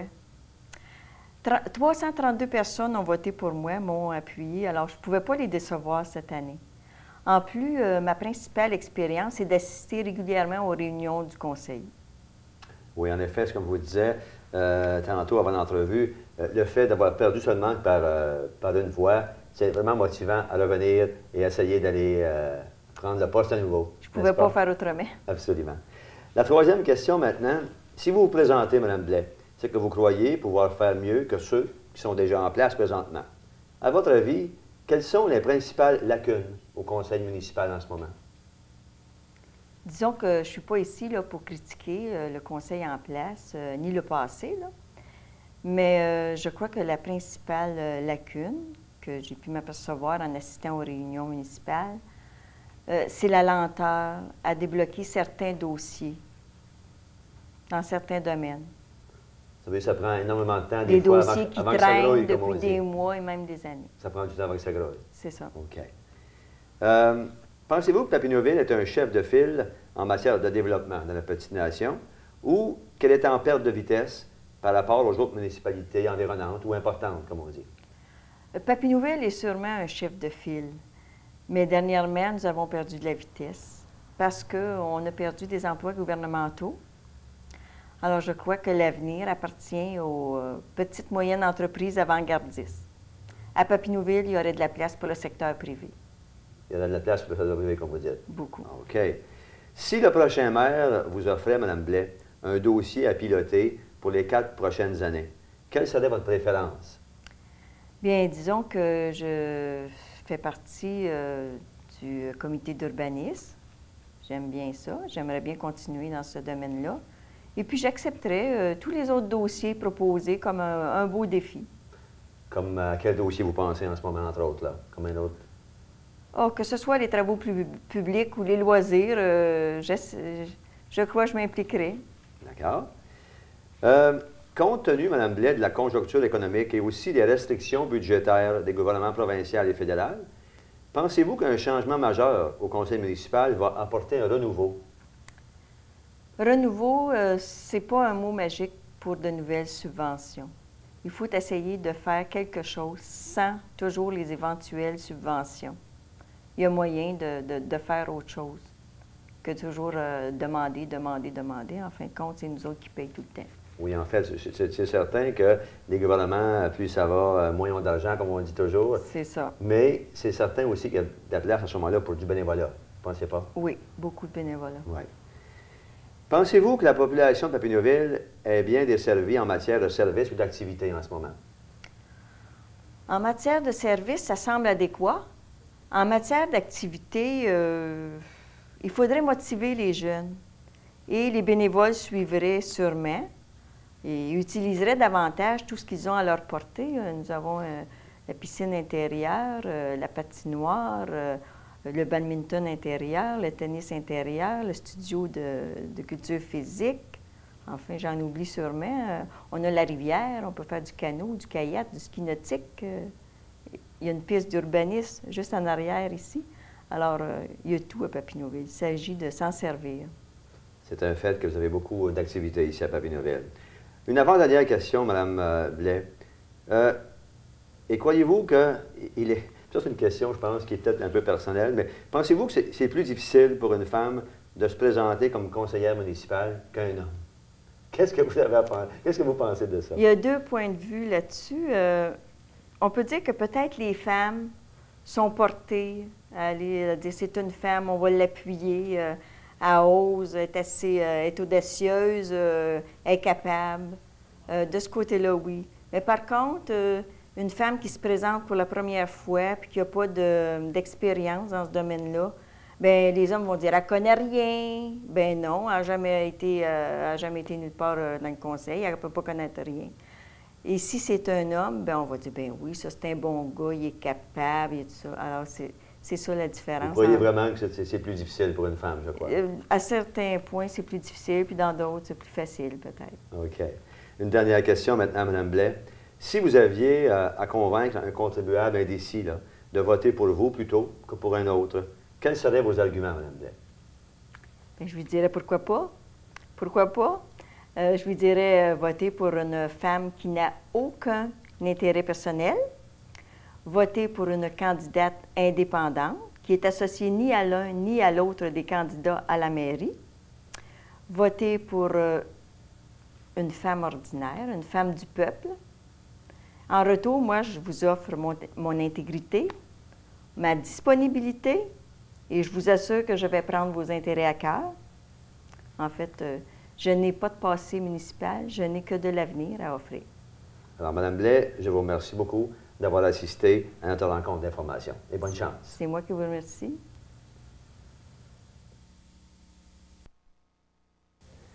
Mesdames et messieurs, nous allons maintenant accueillir le candidat au siège numéro 6, M. Gilles Laflamme. Bonsoir, M. Laflamme. Enchanté, M. Simon. Et bienvenue à notre soirée d'information. Alors, si vous voulez bien, ma première question est bien simple. Pour vous, le rôle d'un conseiller, c'est quoi, M. Laflamme? Bien, à première vue, dans son ensemble, le rôle d'un conseiller, c'est qu'on pense peut-être que c'est juste un administrateur ou un gestionnaire.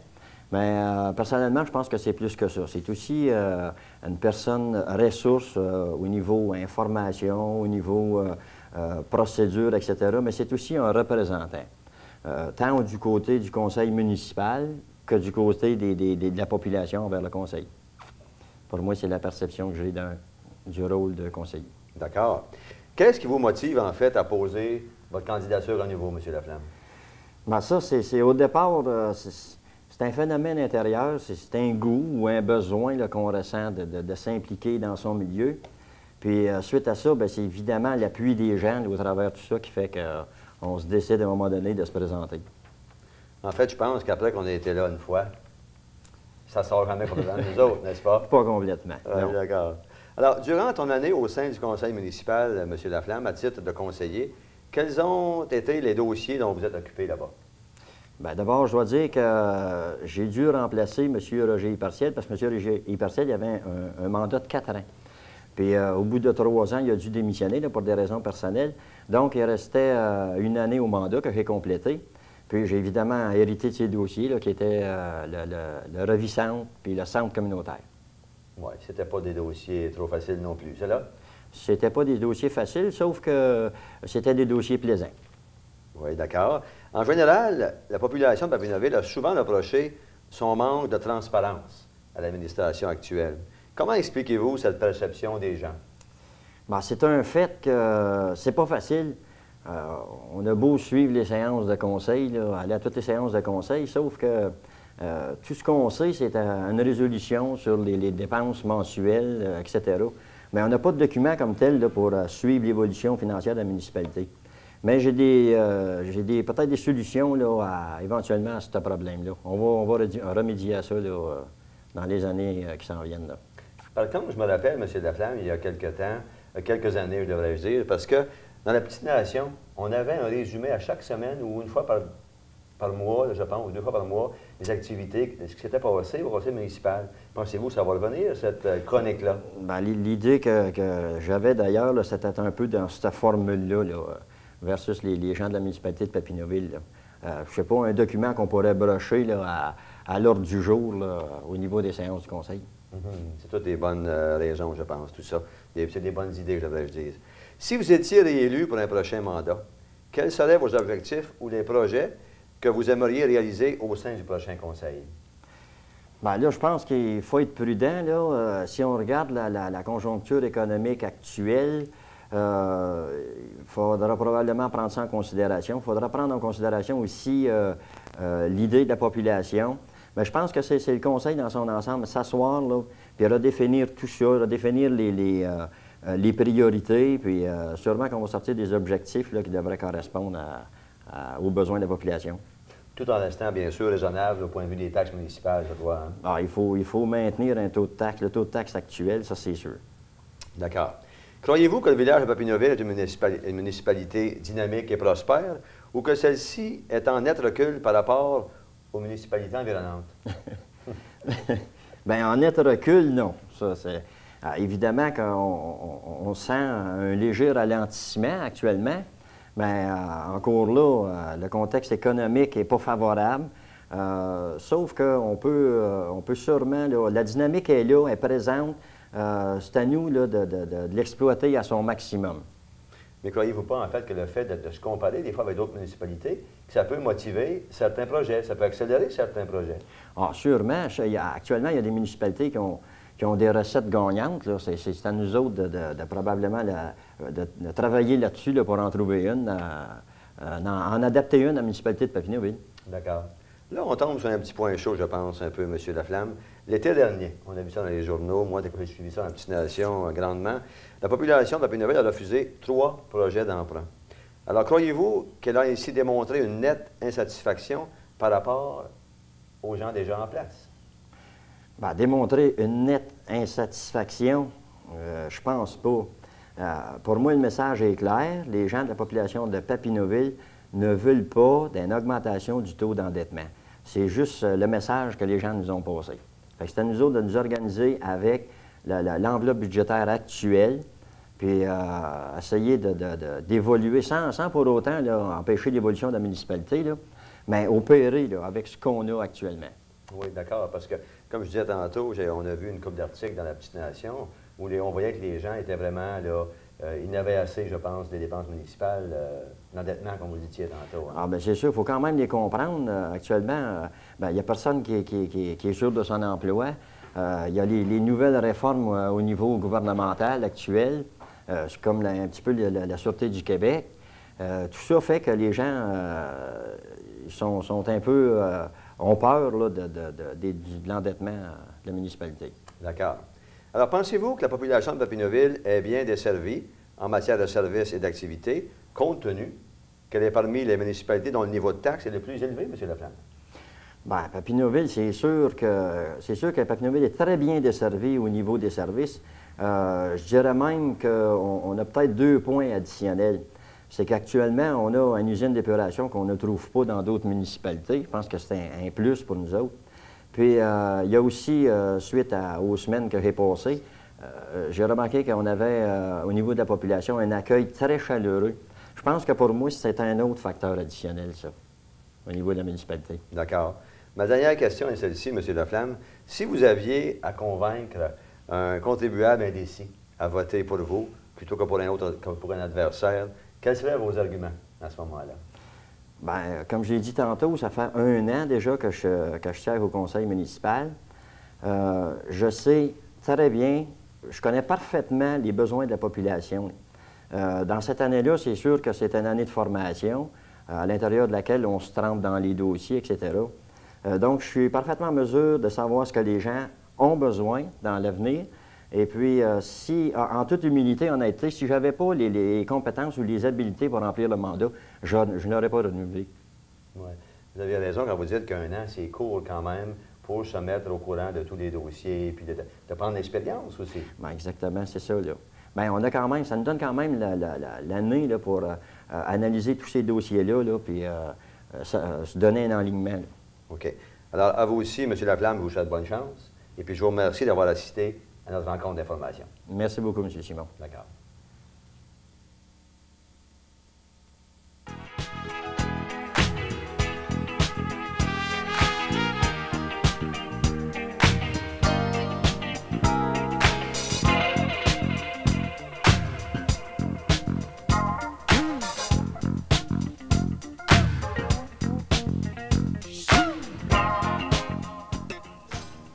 Né dans le petit village de Saint-Nazaire au Lac-Saint-Jean, en 1957, Roch Martel est l'aîné d'une famille de 3 enfants.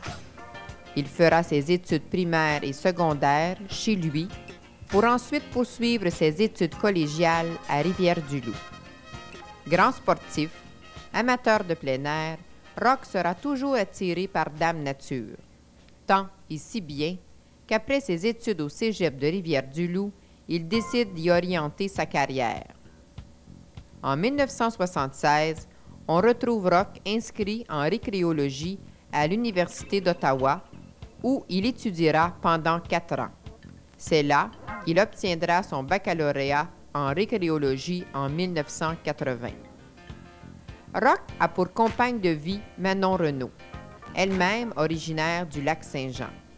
Manon est professeure depuis plus de 18 ans et enseigne cette année à l'école Maria Goretti de Tursault. Leur fils unique, Antoine, âgé de 9 ans, fréquente l'école Sainte-Jeanne d'Arc de Papineauville. Roch occupera plusieurs postes dans le milieu du loisir.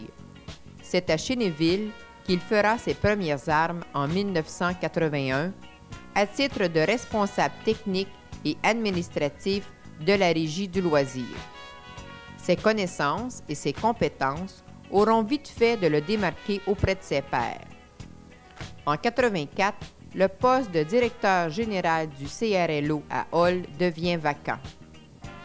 Roch obtient la confiance du comité de sélection et il est alors confirmé dans ce poste qu'il occupera jusqu'en 1989. En 1989, le pavillon du parc lui offrira le poste de responsable de l'organisation de l'intervention spécialisée auprès de personnes vivant avec une déficience intellectuelle pour la région de la Petite-Nation et la Lièvre. Son mandat sera de voir au mieux-être de ces gens en leur assurant une certaine autonomie dans le respect et la confiance. D'abord résident du carré Saint-Angélique à Papineauville en 1981, c'est dans le rang Saint-Charles, dans Saint-Angélique, que la famille déménage en 1984. Les Renaud Martel reviennent rue Henri Bourassa pour finalement se faire construire en 1989 une résidence rue Émery-Belle-Île, résidence qu'il occupe toujours.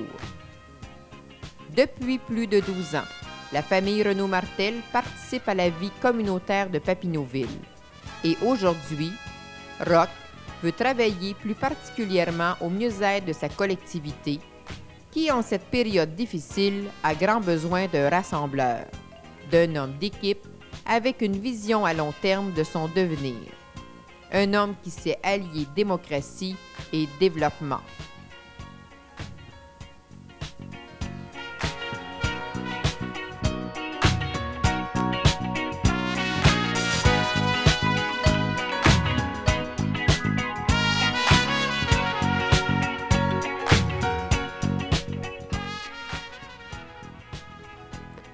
Né à Montebello le 12 avril 1948, Henri Hébert habite le village de Papineauville depuis de nombreuses années.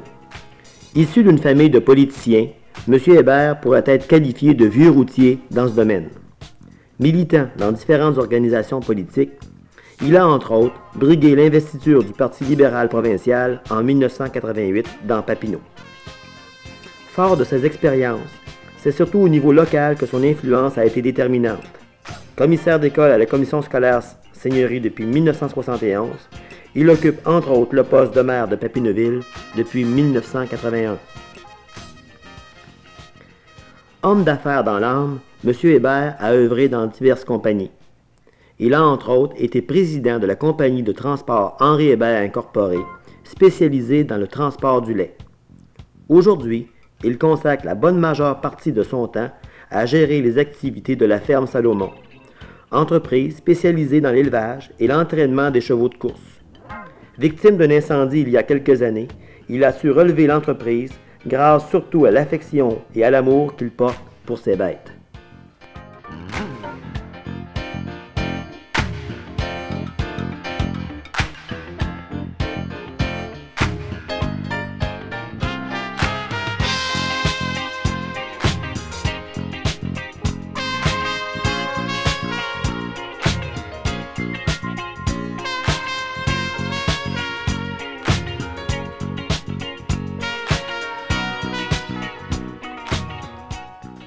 Enfin, pour garder le contact avec nos jeunes, quoi de mieux que de conduire un autobus scolaire?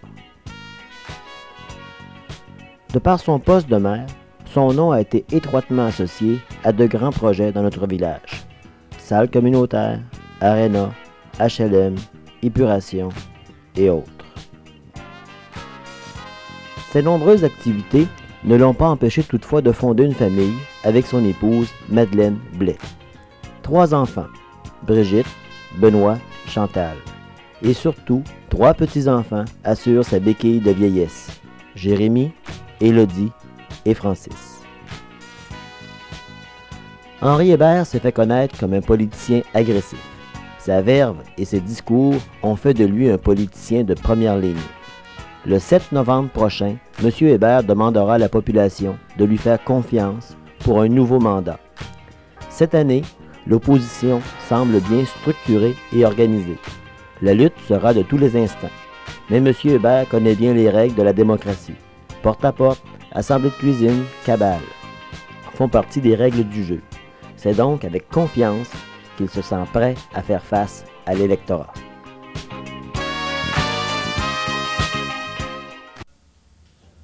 Alors, mesdames et messieurs, nous allons maintenant accueillir celui qui a posé sa candidature au poste de maire, M. Roch Martel.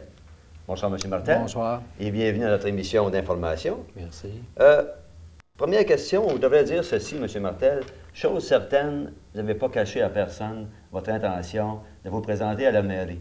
Parce que je me rappelle, il y a environ 1 an, je crois, dans la petite nation, on avait vu ça, Roch Martel se présentera à la mairie. Alors, ma première question est celle-ci.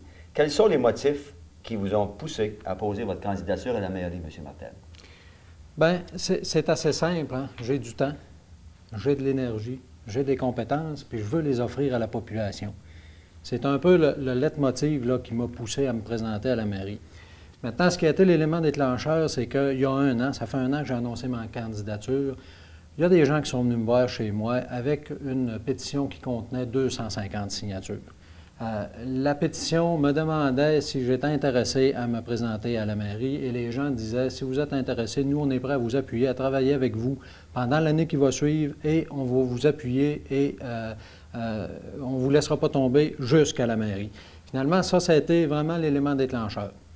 J'ai discuté de ça avec ma famille pendant 2 semaines. On en a discuté, on a convenu que oui, c'était possible et c'est là que j'ai décidé de me lancer. L'autre élément, c'est que je pense qu'il y a un vide à combler au niveau du leadership. Il y a une absence de leadership positif dans la municipalité et c'est un autre élément qui a pesé lourd dans la balance. L'autre élément, c'est la conviction qu'un changement de maire peut redonner à Papineauville sa place de chef-lieu. Ce sont les éléments qui m'ont motivé pour me présenter à la mairie. Je pense que fort d'une pétition, comme vous dites, de 250 noms, ça doit être réellement motivateur, n'est-ce pas? Disons que c'est un bon départ. D'accord. Mais comme tu as raison, le poste de maire, ça demande des aptitudes et des connaissances dans le domaine de l'administration et de la politique. Ouais. Quelle est votre expérience dans le domaine, M. Martel? Ben, écoutez, au niveau de l'administration, j'ai une formation universitaire en récréologie avec une spécialisation en administration et j'ai suivi de nombreux cours en relations industrielles, en administration et en comptabilité. En termes d'expérience, j'ai été directeur des loisirs à Saint-Félix-de-Valois chez Néville-Lac-Simon-Vinois pendant une couple d'années. Par la suite, j'ai intégré le Conseil régional des loisirs à titre de conseiller en loisirs pour devenir pendant 5 ans le directeur général de l'organisme. Notamment à cette époque-là, j'ai dû résorber un déficit important au niveau du Conseil régional des loisirs parce qu'entre autres, le ministère du loisir avait coupé le budget de l'organisme de 25 %. Après mon séjour au Conseil régional de loisirs, j'ai été approché par le Pavillon du Parc, qui est un centre d'accueil pour les personnes qui vivent avec une déficience intellectuelle, pour organiser et monter les services dans la Petite-Nation et la Lièvre. Donc, je suis devenu coordonnateur des services pour le Pavillon du Parc. Je gère actuellement un budget qui tourne autour de 1,5 million avec à peu près 25 à 30 employés là, qui sont directement sous ma responsabilité. Voilà pour le côté administratif. Au niveau politique, j'ai fait partie de nombreuses organisations, tant au niveau local, surtout régional, notamment avec le Conseil régional des loisirs, et au niveau provincial aussi. Actuellement, je siège encore sur le conseil d'administration du Centre d'aide aux entreprises et sur le conseil d'administration du Comité d'aide au développement des collectivités de Papineau, qui a son siège social ici à Papineauville. Lorsque j'étais au Conseil régional des loisirs, j'ai eu sur le plan politique à transiger avec l'ensemble des maires de la région parce que notre organisme est un organisme privé à but non lucratif qui était subventionné en partie par les municipalités. Donc à ce moment-là, j'ai eu à côtoyer l'appareil politique à de nombreuses reprises. Au niveau du Pavillon du Parc, je suis le représentant de l'organisme auprès de l'ensemble des partenaires, que ce soit au niveau ministériel, au niveau politique ou au niveau des groupes communautaires. Au niveau de la politique provinciale, j'ai été impliqué comme organisateur et président de comté pour un parti politique pendant 2 ans, avec tout ce que ça implique là, comme contact, comme relation avec l'ensemble des milieux politiques, soit au niveau régional et au niveau provincial. Ça résume assez bien, je pense, mon expérience. Et comment? Si je comprends bien, les chiffres, ça ne vous fait pas peur quand vous venez de dire que vous avez un budget justement d'1,5 million? Disons que je suis assez à l'aise avec ça. D'accord. Alors, si vous vous présentez comme maire, c'est que vous avez certainement des idées nouvelles. Alors, quels sont vos objectifs ou les dossiers que vous aimeriez privilégier lors des prochaines années? J'ai 5 objectifs principaux que je veux défendre. Le premier objectif, c'est celui de créer un climat de confiance qui va favoriser le travail d'équipe avec le conseil municipal, avec les groupes de bénévoles et avec l'ensemble de la population. Ça, c'est le premier objectif, donc le climat de confiance. Le deuxième objectif, c'est celui de consulter et d'écouter l'ensemble des citoyens de Papineauville.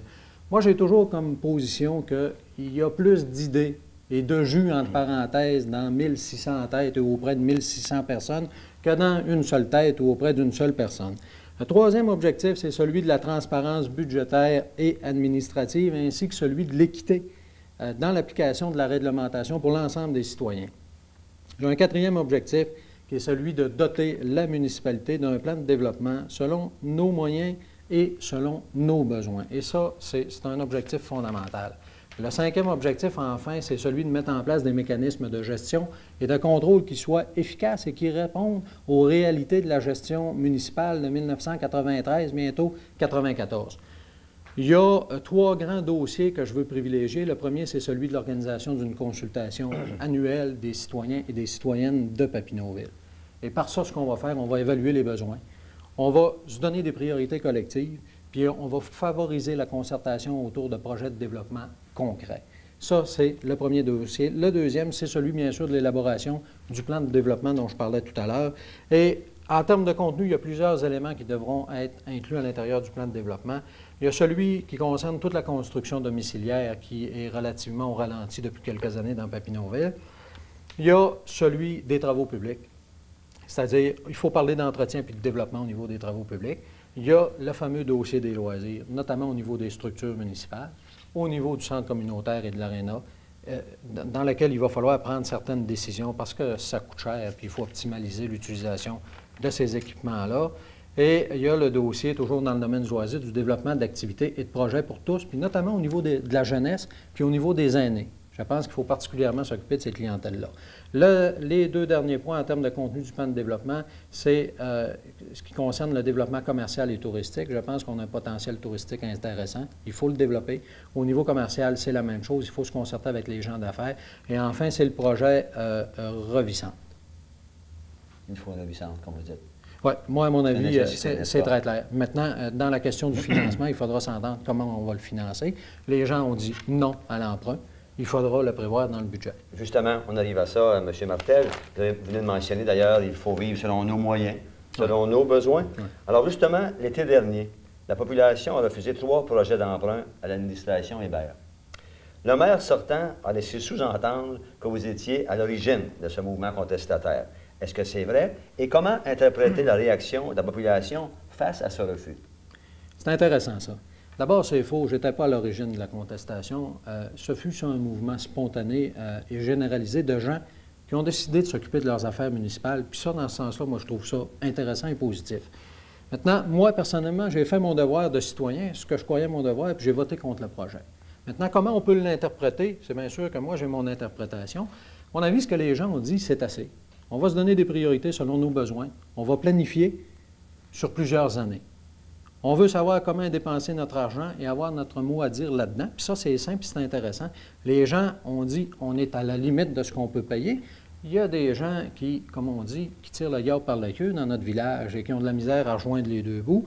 Ils ont dit c'est assez, on va étouffer si vous continuez de tirer sa cravate. C'est pas compliqué.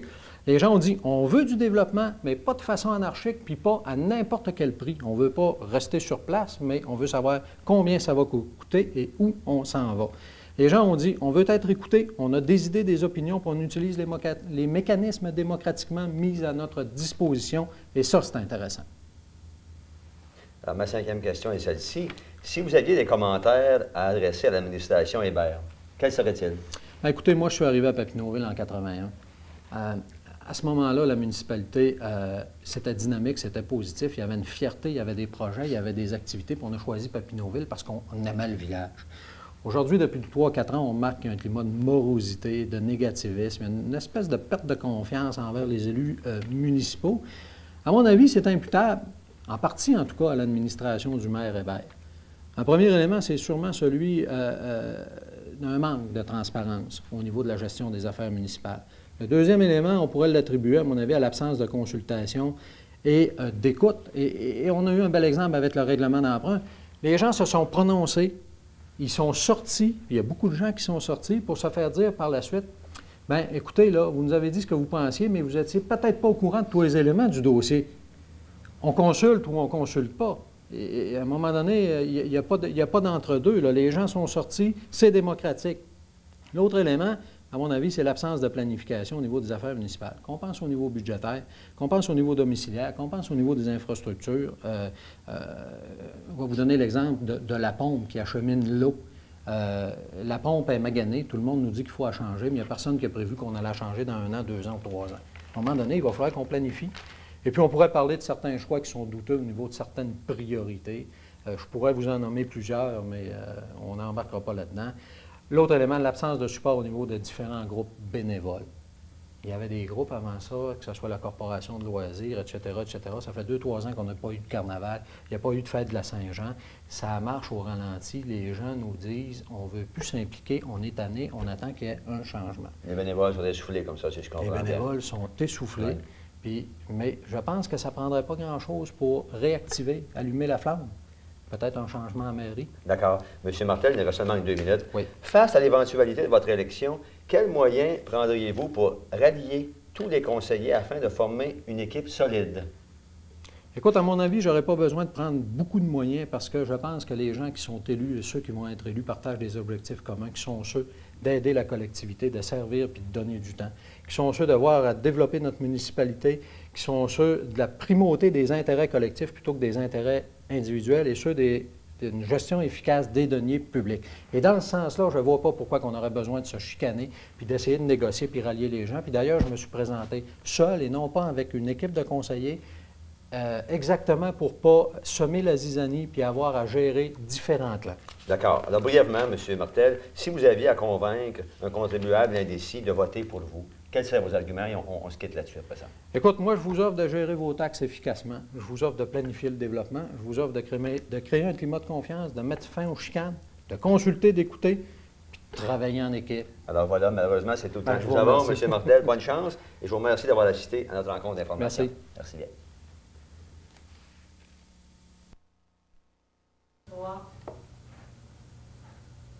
Et maintenant, mesdames et messieurs, notre dernier invité, et non le moindre, M. le maire Henri Hébert. Bonsoir, M. Hébert. Bonsoir, Raymond. Et bienvenue à notre soirée d'information. Si vous voulez bien, on va commencer tout de suite, parce qu'il y a quelques questions que j'aimerais vous poser. Premièrement, comme tout le monde le sait, depuis plusieurs années, vous travaillez dans le domaine public. Pourriez-vous nous donner un bref aperçu de vos activités dans ce domaine? Monsieur Simon, ça va être un bref aperçu parce que vous savez que depuis 1971 à aujourd'hui, j'ai eu occupé différentes fonctions dans le domaine public. Si je commence par ma première expérience a été comme marguillier pas la municipalité, je suis assez habitué du mot municipalité, à la fabrique de la paroisse de Saint-Angélique. J'ai été là pendant 3 ans. Mais durant la même année, au mois de juillet 1971, j'ai été appelé par le conseil scolaire me demandant si j'étais prêt à en remplacer M. Jean Bissonnette à titre de commissaire d'école. Et j'y suis encore.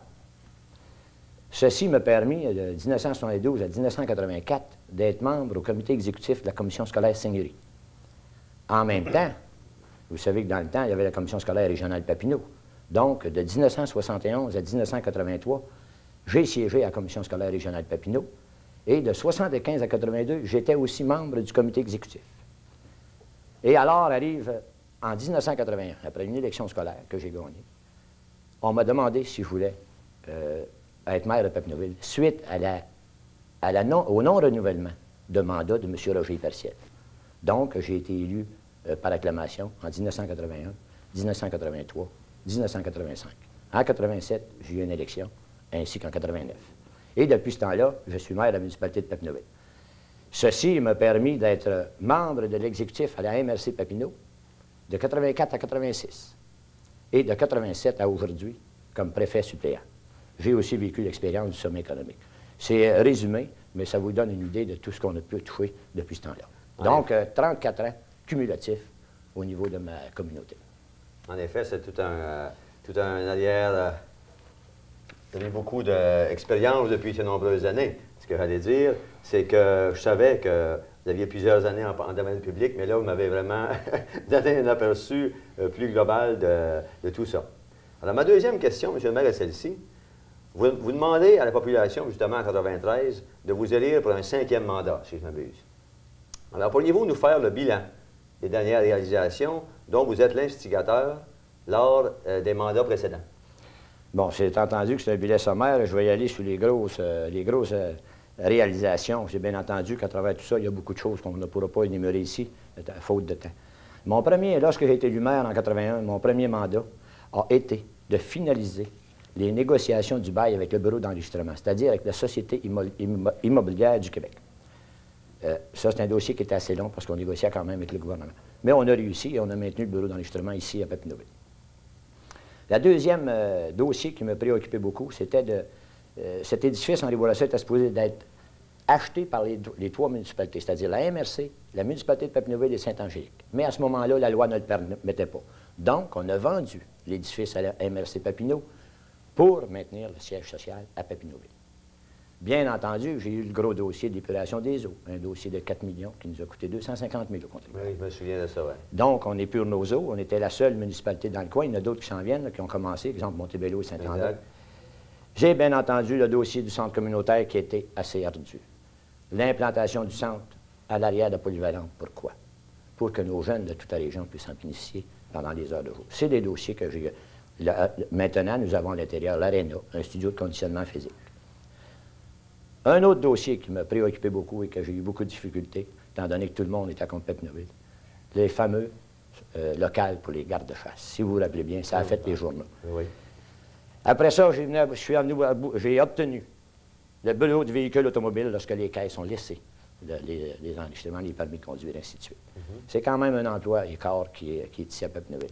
J'ai obtenu un édifice pour les personnes âgées, c'est-à-dire un HLM. C'était durant mon mandat. Bien entendu que toutes ces choses ont été faites avec l'appui des membres du Conseil. Je les remercie parce que ça allait bien travailler. J'avais un appui. Les résolutions, les conseillers votaient, nous proposaient des choses, pas nous d'avant. Il y a aussi le dossier d'Hydro-Québec, où j'ai obtenu quand même une subvention de 15 000 pour amener les échos à leur bureau, et environ 50 000 $ de matériel pour continuer la rue Ulrich-Villeneuve. Sans compter les rénovations complètes de la rue Saint-Denis. Ça, c'est des dossiers plus travaux publics. La rue Vigée, la rue Montcalm, une partie de la rue Jeanne d'Arc aussi. Une nouvelle rue qui a été faite, la rue Émery-Bellil, la rue Ulrich-Villeneuve, la rue Bellevue, la rue du Bosquet. On a acheté aussi le presbytère pour en faire une bibliothèque, pour loger la bibliothèque municipale. On a obtenu les terrains de l'accueil, c'est-à-dire des Pères Montfortin, pour éventuellement un parc dans le futur, pour que nos gens puissent aller sur le bord de l'eau. Bien entendu, il y a un dossier qui m'a préoccupé beaucoup. C'est le dossier du fameux dépotoir. Vous savez, M. Raymond, ça vous a sûrement intéressé vous aussi, ce dossier-là. Le dossier de site à la Croix, dans Bon-Secours, pour l'enfouissement sanitaire. On est allé jusqu'à Québec, et au moins on a réussi à le retarder. Et on espère que ça va en rester là. Pas de ça. Ce dossier a été reçu à l'Assemblée nationale. Pour moi, c'est important parce que je voulais préserver les sources d'eau naturelles et pures qu'on a à Pepineville, notre système de Caduc. C'est un dossier qui est très important.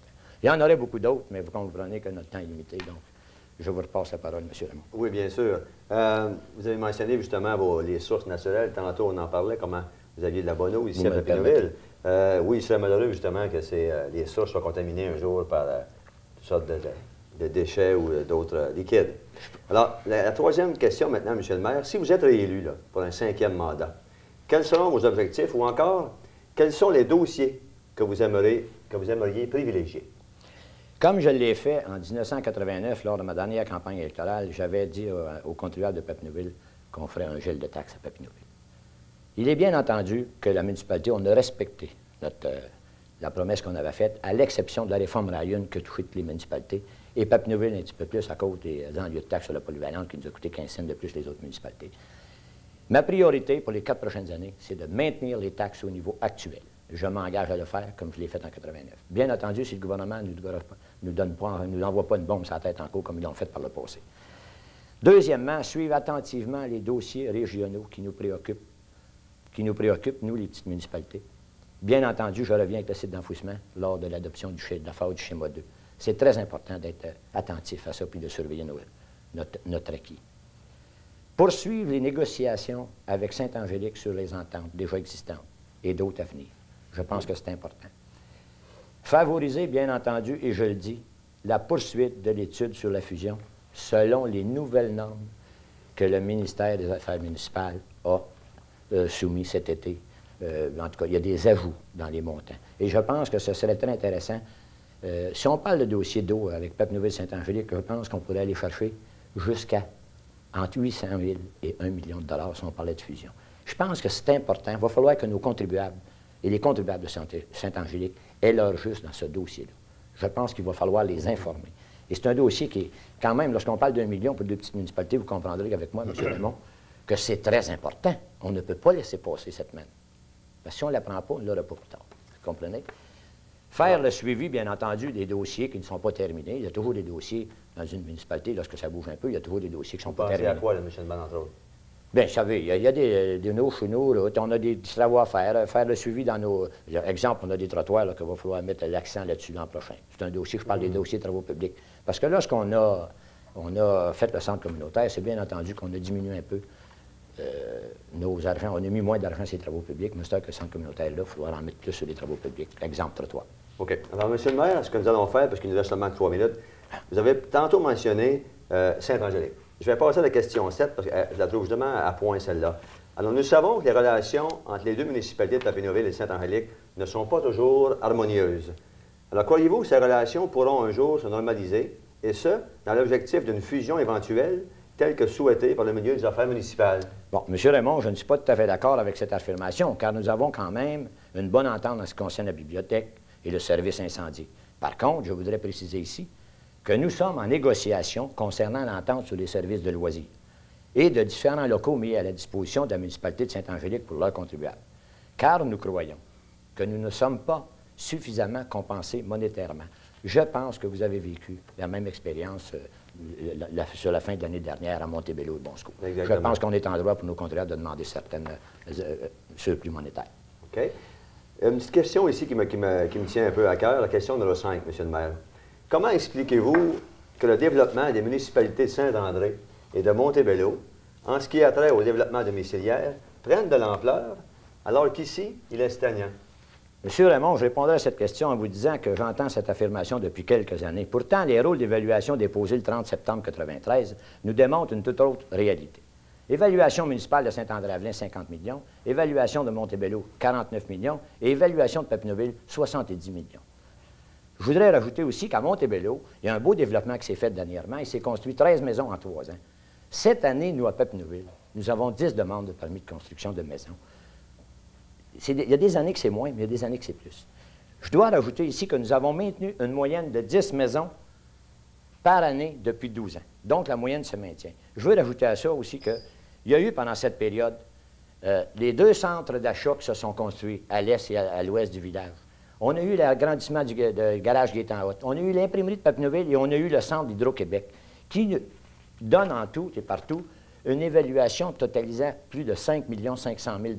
Ça représente 80 maisons évaluées à 70 000 $. Je pense que c'est beaucoup, monsieur. Donc, je ne crois pas qu'on est stagnant.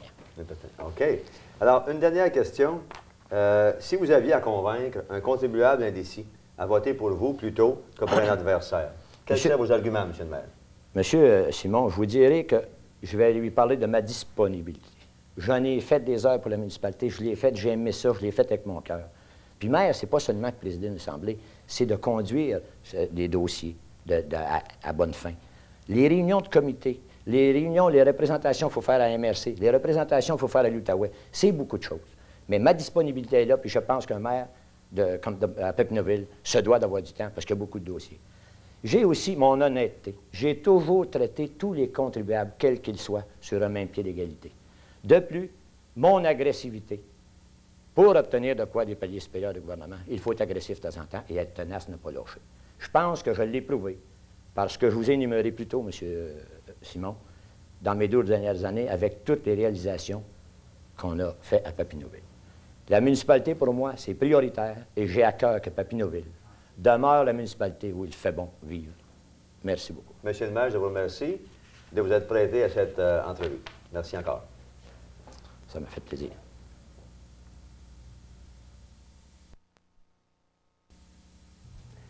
Eh bien voilà, mesdames et messieurs, ceci met fin à notre soirée d'information sur les élections municipales. J'ose espérer que cela a su vous plaire et que surtout, cela aura su vous inciter, premièrement, à aller voter et également, s'il était déjà fait, pour qui voter. Il ne me reste plus qu'à remercier chaleureusement tous ces candidats et candidates et à leur souhaiter bonne chance. Merci également aux 2 reporters qui ont fait du bon travail, c'est-à-dire Francine Genry et Paul Gagnon. Merci également à toute l'équipe technique qui ont tout mis en œuvre pour que cette soirée soit des mieux réussie. Ici Raymond Simon et à la prochaine.